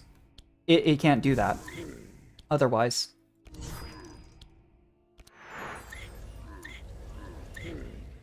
Yeah, this is going to hurt Rat King. I should have played Shadow Imbuement first. Wasn't as impressive as I thought it would be, but to be fair, there are only 2 people alive. If it was like when I wanted to use it last time and it hit literally the entirety of the enemy team, it'd have been disgusting. Because if you're hitting 4 enemies with that, like 3 times, that's either insta-dark proc on everyone, or it's just very, very close to it. Transferring curses. I swear this zone is just the king of having air abilities that just transfer curses and make it really obnoxious. Alright. Here we go. Do this. Not super necessary at this point for her, but it's still nice.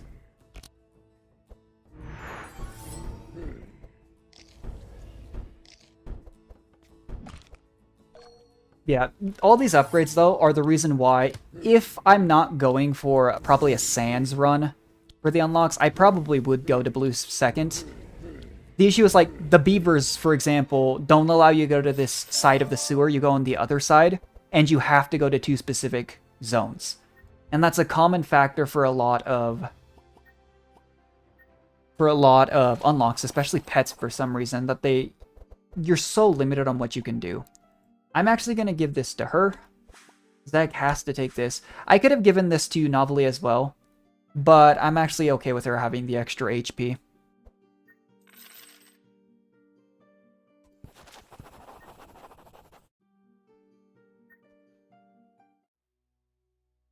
Okay, this thing has got to go. With all of the application I have, if I don't kill this thing, like, immediately, someone's getting the big pee-pee. It's so stupid when you're doing, like, bleed build, or poison especially is bad about it. Because with poison, it'll get to go first. So if you don't kill it in, like, the first turn, it just transfers all of its poison and you die. It's happened to me so many times where I just lose a character. And my friend group's really bad about it because I have multiple friends who like playing Zek. Not Zek, sorry, duels. If that happens with duels, you actually just, like, die. And for some reason, with my luck, it's always me. It's happened so many times. Where they're like, don't worry, we'll get it. It'll die. It won't transfer the curses.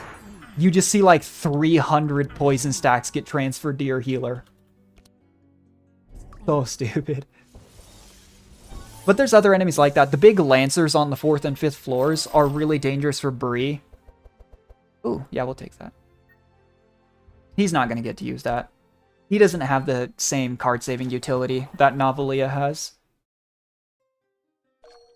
Unfortunately. Definitely Wolfguard or Healer. If we won last time without any difficulty, I don't think we'll have any trouble this time. Alright, does it freeze first turn? I can't remember. It does. I mean, that's the big nice... Well, it's not great that you lose a turn, but the nice thing is you don't miss out on the energy. Like, that would make that so much worse. And to be fair, this boss fight isn't very hard, so I could see them doing that in the future just to make it a little bit stronger. If the devs were feeling cruel in the future.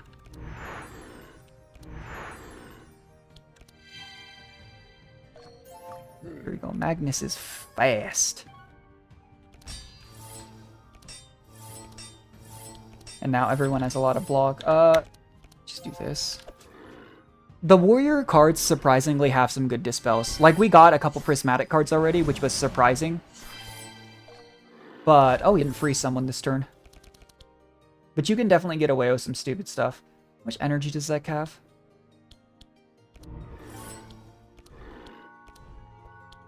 I was debating double curse or agony. But since it probably won't die this circle, I went with agony.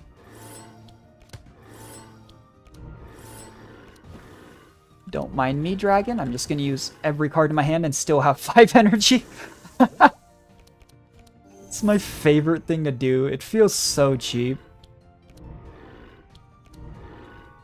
Ah, one more Dark Proc would have done it. That's fine. I don't think... Once it uses that one 6-time ability, I don't believe it can heal anymore.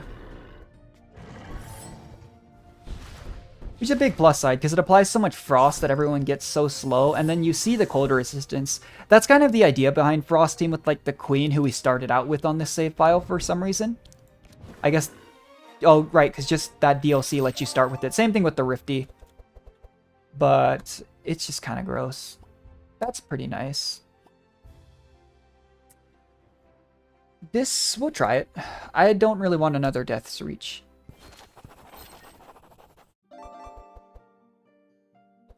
Voodoo Doll,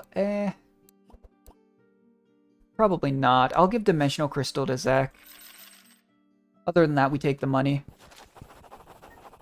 Yeah, this run's gone so much faster. It's only been like 30 minutes. Whereas our other runs that got to the 5th floor took like an hour and a half to 2 hours to get to that point. Ooh! Ooh, there's some good stuff here. Let me think this through. So we give, I know we talked about this, but again, I don't want Zek burning himself. Oh, we would have had Corrupted All-Seeing Amulet. We were using that. Did we get Blood Goblet? So because of this, I could switch this out and get Bleed and Fire, which proc at the start of the turn. I'm just going to keep the Vial Ring so that I can buy the Cloud Song. It'd be such a meme to give it to... I mean, everyone else has Corrupted Potion slot, except Zek. I mean, sure. So dumb. She's never going to ever run out of energy. Like, it actually just won't happen. I'm tempted to upgrade this because of that. Because Cloud Song means that probably will be usable every time. We'll go Double Mass Dispel. It's not as many cards, which isn't as exciting to upgrade here, but it's okay. We're going to go up to the old warehouse again. Because if we get lucky, right, if she draws Endless Abyss, which admittedly is not likely, it's a 1 in 32 chance, we instantly get that thing. The Prismatic. And I still don't know what we'll go for. As always with this fight, I think it's Orbi then Gunner. Gunner because it's AoE, Orbi because Orbi actually does give, or Oddball. It just gives so much block. There's so many enemies here that I think they don't give enough block to really be a concern.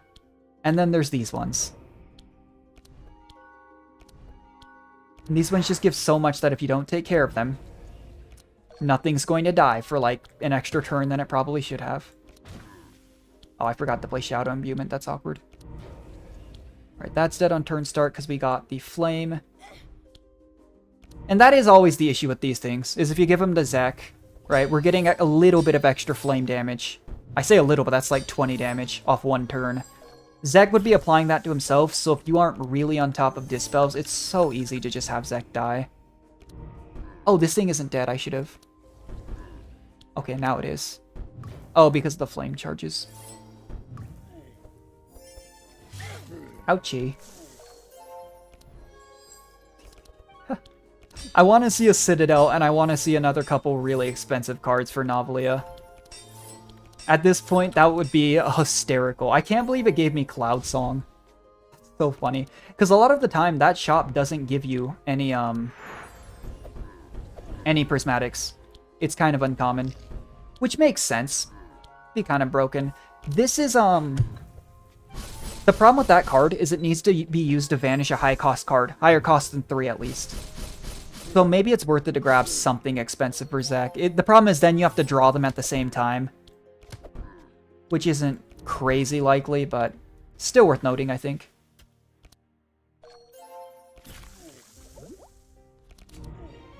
But because everything's dying so fast, we actually aren't healing as much chip damage. Because I do think you always want your healer to be slow. It's just getting kind of unnecessary at this point. Yeah, I was thinking about going green.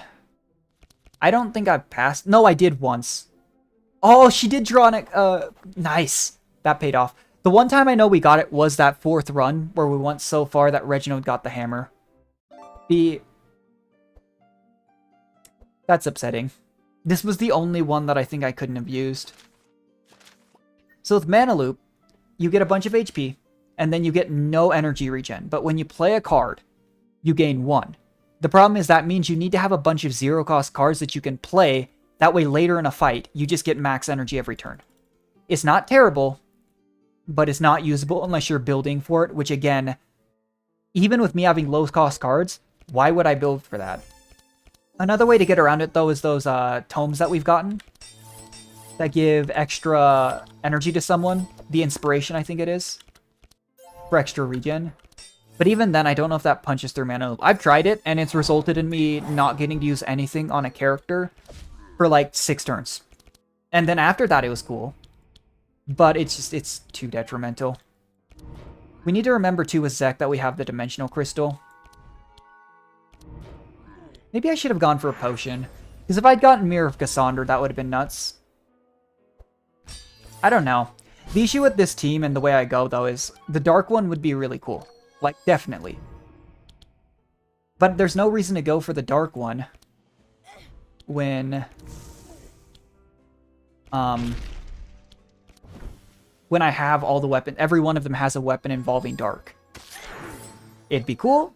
It's the most powerful Dark application weapon, but I think there's just more value in going for something that'll, you know, be a larger upgrade from what I have.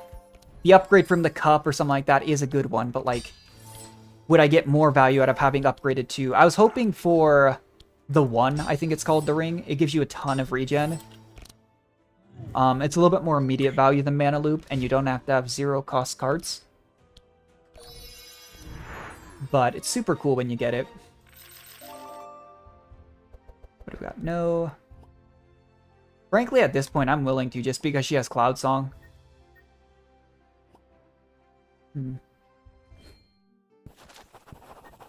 He gives us a ring. I mean, at this point, he'll receive +1 is nice, but I think we just keep the speed. I didn't realize Malika still didn't have armor. That's part of the reason probably why she doesn't have much max HP. Here we focus Gunner then Healer, because we do have the strength to punch through. The Gunner's just so scary. Like, these things are terrifying if you're playing Bree, because they do damage, like, based on your thorns, but for anyone else, it's not really scary.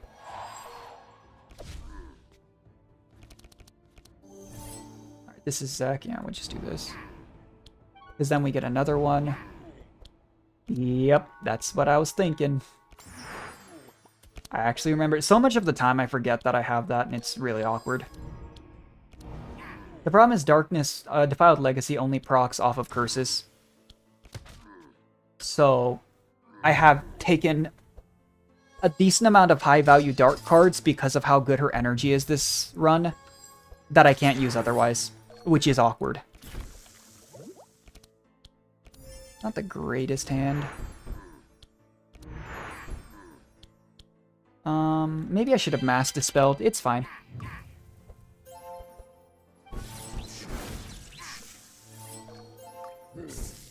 Yeah, in all honesty, this healer's one of those ones that is dangerous if the fight goes long. But otherwise, I don't think it actually heals that much. Okay, we'll just chain. Man, I'm going to be really sad if I don't see a Citadel, because I can definitely play it.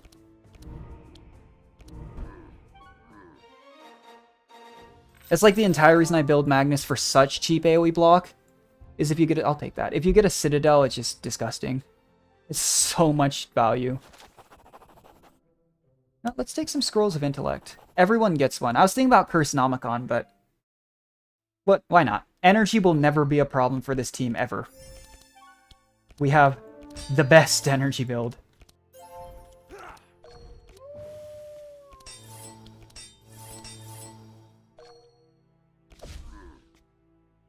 And really, the energies to help these two get more off than anything else.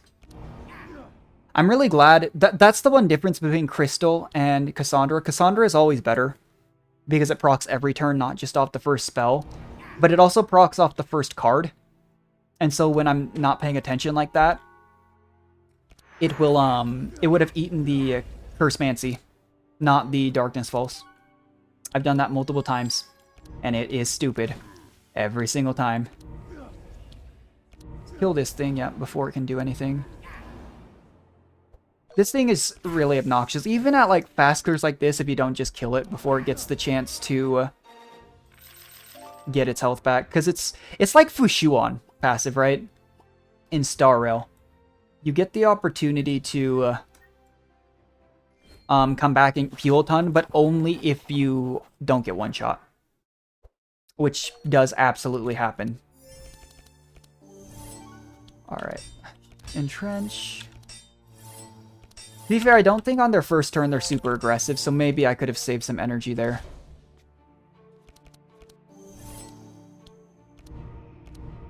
This would just copy this. Recurring Nightmares only here in case I have an excess of energy sometime. And I just really feel like messing with them. I would have loved to play Curse of Torment here. Do this. Not a bad opener. Not a bad opener at all. All of these cards are going to be free because of Duality. Oh, what a meme.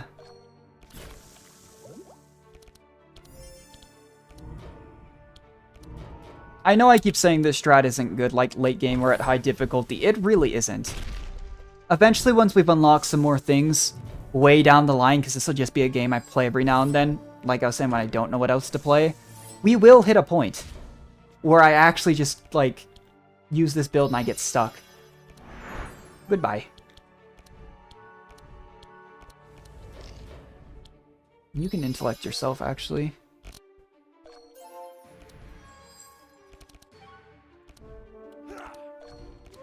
This is so dumb.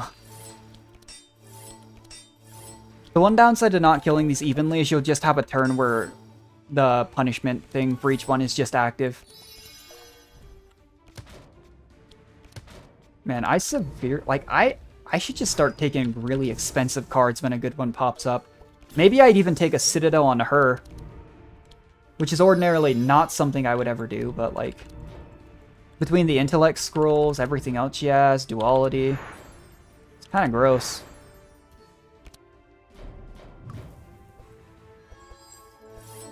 Okay, well it's literally... Yeah.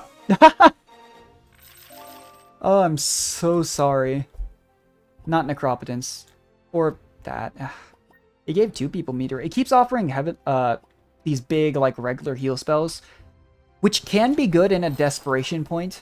But it's usually just not worth it. Alright, Scourge Stack, Dark 2, Dark 2.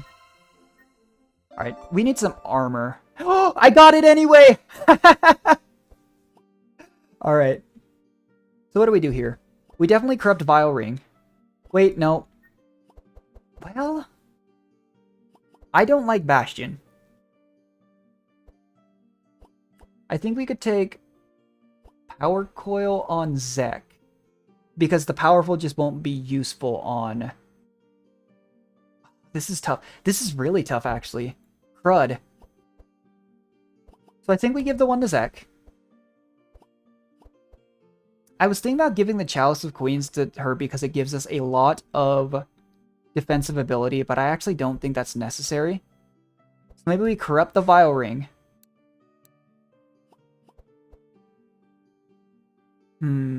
I actually don't think the powerful is worth more than the flame charges, unfortunately. This is actually, you know what, this is better.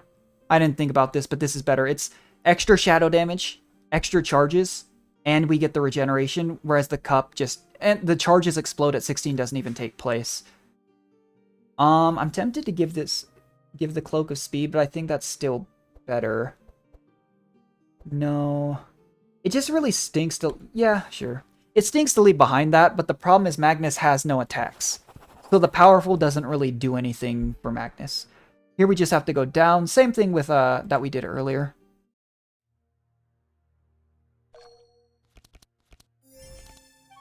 Alright. Yeah, this is what I talk about with me going overkill on what I do here, because I could have taken some... If we get offered a couple, we have a few more fights. Maybe we'll do it. But otherwise it just... was kind of a stupid thing to do because we couldn't make use of it. Yeah, Zek comes out swinging at the start of every fight. I'm surprised that didn't kill, actually.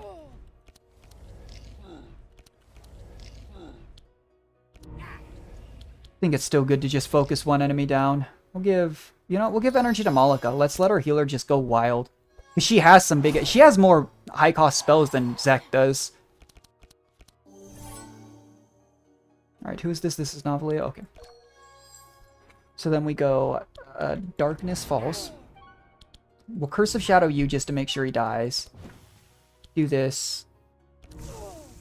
I was hoping that would be lethal. I'm not good at counting dark charges because there's so many modifiers to it. A smarter man would calculate exactly how many and how much each thing will do. But it's just so, like, hard to keep track of. That didn't even proc it. What? That's dead. That's dead at end of turn. That's fine. Very nice. No reason for Magnus to... Well... Yeah, if he can heal. I was gonna say, because this thing just dies here. Jeez, we're strong. Yep, you know what? We were talking about that. Let's take Titanfall. I'll take Void Crush. You know what? I'll even take an Endless and Abyss and a Death's Reach. Ring the bell, we get Honorable, and we get Leia. Very nice. I'm not going to use the altar. So this one, I believe it's this one? Yeah. There's ones there that I think start a fight, and there's ones for certain unlocks. Because sometimes there's an extra option there, I remember. But that statue does come into play sometimes. I forgot Zek starts in stealth, that's funny. Yeah, like Titanfall, it's just a free huge chunk of damage. That he's gonna get to use a lot. Titanfall is just based off max HP. Like, one day, I'm gonna show off the Yager build and it's gonna blow, like, it just blows the mind how much damage that does. It's so stupid. Yager just gives himself a ton of max HP and then one-shots the final boss. I've one-shot the final boss, I think, with Gruckly and Yager are the two I've done it with. And it's one-shot because I actually just didn't do damage otherwise. Whereas other builds like Bleed and stuff do get to a ridiculous amount. But you still are, like, proccing things.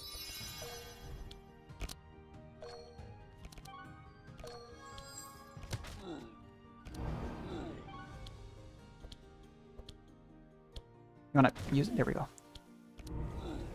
Oh, it's so disgusting. I love this build. Like, this was a pretty good one as far as the equipment goes. Especially since we got other good equipment, right? She doesn't even have armor. But Corrupted, Double Corrupted, plus the Goblet that we usually get. We always get this if you fight the Rat King, but we got the Trainer event. We got the 1, which means he just gets extra regen, extra speed, a ton of max HP. Burial Mask is a guaranteed drop. This one is not. This one isn't. This one isn't. I don't think. Power Coil isn't guaranteed. Double Butcher Block on our tank, too. Like, if anyone starts to get hurt, we just Butcher Block them up. That's crazy. You know what? I'm actually down for that. Deep Darkness, Demonic Tutor. Yeah, let's take it. Maybe not Shadow Binding, though. We heal up, but... Here we go. I haven't read this, but she says, yeah, thanks to the curse, I'm here today to fight and stop you. Maybe this was Bastette's intention all along, so that she'd be able to fight the Archons again. Her story is really sad, though. Like, I feel like so many games nowadays, Genshin does this too. It's just like, yeah, it's a wholesome story, and then out of nowhere, you just see the saddest thing ever. I'm like, okay. Hopefully Magnus draws. I want to see if I can save my pets. We did it on stream the other day, actually. Or last time, I think it was. Maybe I should have doubled Deep Darkness, actually. If you know what? Hear me out. That's why they made the button and why they let you do it if you fail. I want to see, because I think it's always the same cards. No reason to waste second wind this early.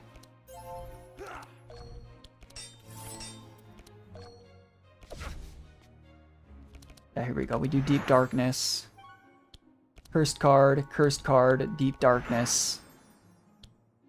Curse of Shadows. Yeah, he procced Dark like 3 times and it only did that much damage. I think we do have to get lucky enough that...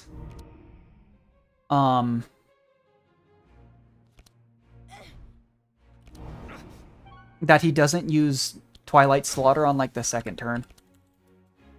I really can't remember like what turn it can be versus will be, you know? We've already knocked 900 health off. That's not a good draw for, Wow, okay.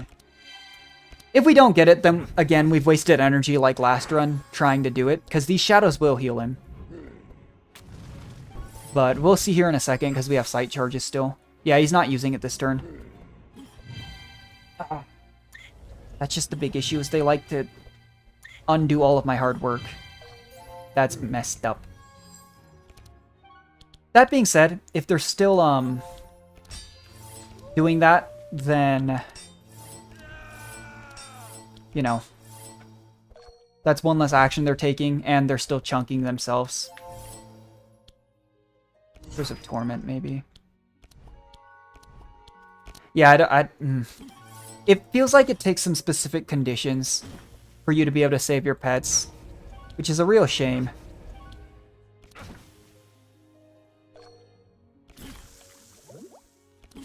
I want to say we did it with Dark Comp, though.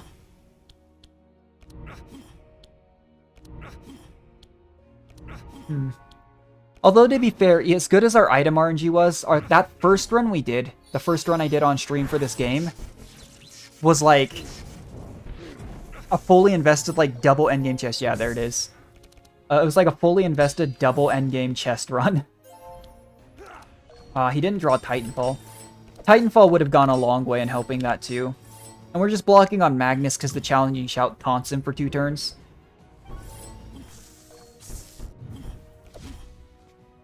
Even just focusing this, though, as like a byproduct. Genshek took so much damage. And so did the shadows. Kind of crazy. Yeah, that's a real shame. That's fine. Worst comes to worst, too, I could have just... Part of the reason I wasn't concerned is I can just reload the combat if I truly focused hand check and it really bit me.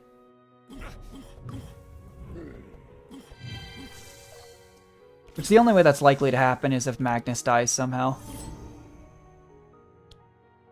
How do you do this? Yeah, he won't die. That's unfortunate. My pets! No! That's the one terrible thing, is one of Sylvie's endgame perks is upgrading your Harley, like her pet, to Harley Corrupted version, and then it dies. And I think that's why, I don't know if people actually take that at high difficulty, but I know people focus on making Sylvie just like one-shot things with sharp charges. But I have wondered if that strategy allows you to do that in time. Because otherwise she literally just doesn't get a like a level 5 perk other than just the stats. So I never do it because, I mean, it's just kind of sad.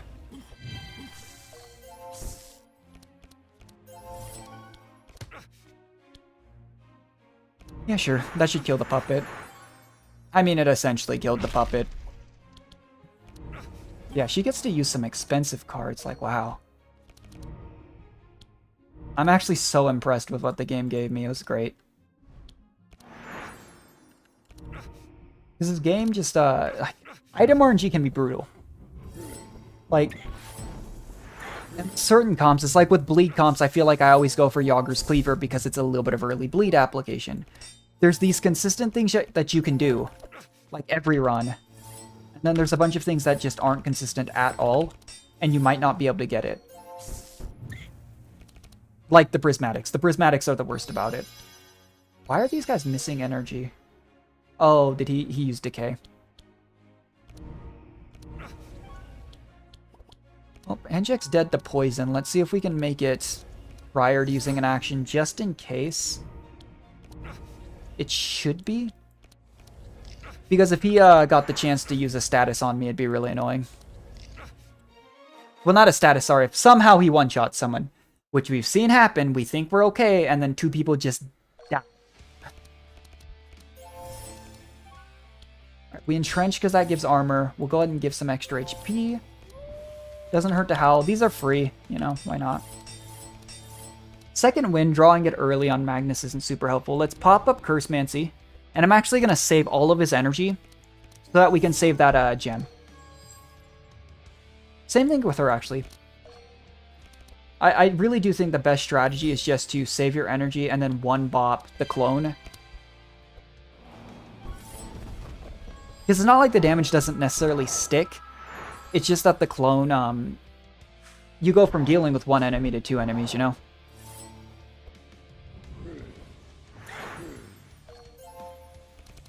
What do we got? Oh, he has a martyrdom too. We'll give that to Novelia. As always, it only really matters if I shouldn't have wolf guarded him.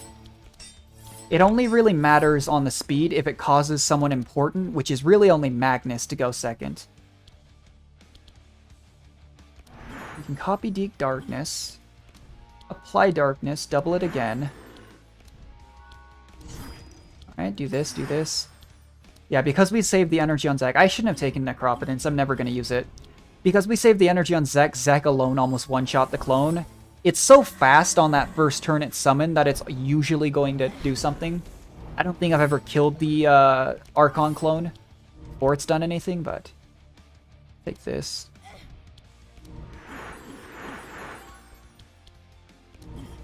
Alright, clone's down. Do this. Curse of Agony. It's important to note that we don't have Sanctify charges, and part of the issue is even if she's getting damage out of Hatred that you maybe don't necessarily want to heal, it still can be dangerous. Just because we don't have like Sanctify in this comp to heal her as she's hitting. So if she goes too low and we're risking it too much, she could just die. And that has happened on this fight because it just takes a while with this comp to kill the Archon.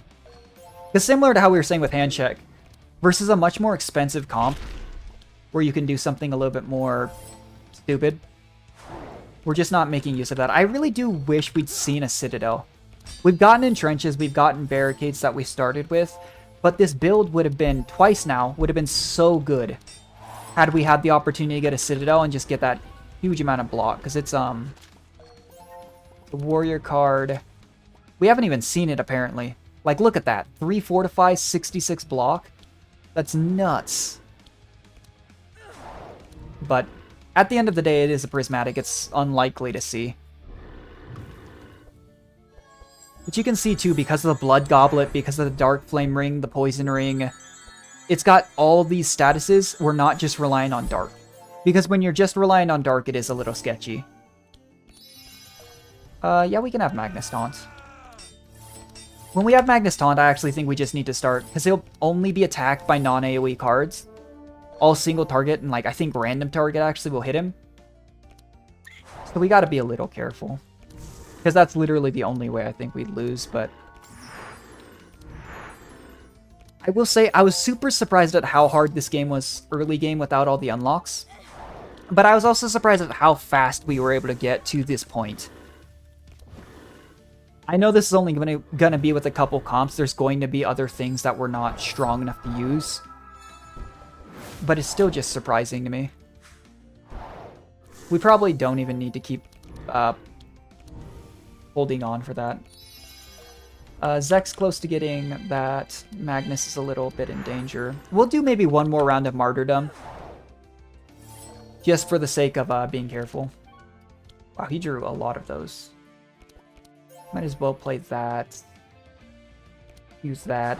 We probably won't play the other one. He's still taunting for a turn. I clicked the wrong button. It's the button for the card and then the button for the character. It's why I've been dragging Black Deck, because I've accidentally used it on my team because of that. Or Curse card, sorry. From the Black Deck. Yeah, we shouldn't need the rest of the Apotheosis turns. What's scary too, though, is that this game is so based heavily on not just like the energy and card system, but stacking debuffs. There's a condition, kind of similar like Slay the Spire or Hades ramping difficulty, I've talked about this before, where charges on things are capped at 200. That wouldn't be an issue for us this run, but when you're relying on like bleed stacks or like just heavily bleed poison, stuff like that, you want ridiculous stacks. And being capped at that is annoying. Same thing with like auras. It's why you can't really do like the Gruckly one-shot build relies on you having specifically Bloodguard so that the Fury doesn't kill him with the bleed you get from it. And just getting the cards that like triple your Fury. And you just play like a ton of those and it's the biggest meme you've ever seen.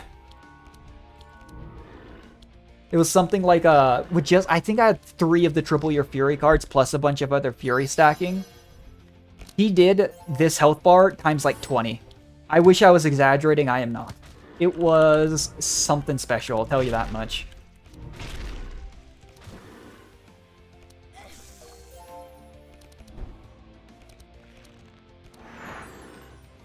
Well, it's dead at the start of its turn. Very nice. We take that. Yeah, that run took just barely over an hour. That's about as fast as that first run we did on stream on my main account with everything unlocked. Whereas that second run we did today was, about, I think, about an hour and a half. And the first run we did took about an hour, but we died in the third plane to the boss we need to unlock Cornelius. Here we unlock new boons. Some of the boons are just so obscure. Same with the injuries. It's funny with the injuries because you have to, if you're trying to unlock everything, you have to purposely try and fail checks. It's so funny. But anyways, guys, I'm going to go ahead and call the stream there. I really enjoy playing this game. It's a good fallback game, even though I know it's not like a very viewed game. Like, you watch Genshin, you watch Star Wars stuff on Twitch or YouTube, it's got thousands of viewers. Whereas this game, I think last time I checked, had like 12. But I enjoy it, and I will continue to stream it when I'm not sure until like Hades 2 comes out. Since Christos asked earlier, I might look at my capture card. I don't even know where it is. And then, because I've never used it on my new PC, reconnecting it to my current PC will probably require me to figure out all the settings again. I had to install an app for it. It's just one of the normal ones people use for consoles, but I'll figure that out hopefully sometime in the next couple weeks when I have time.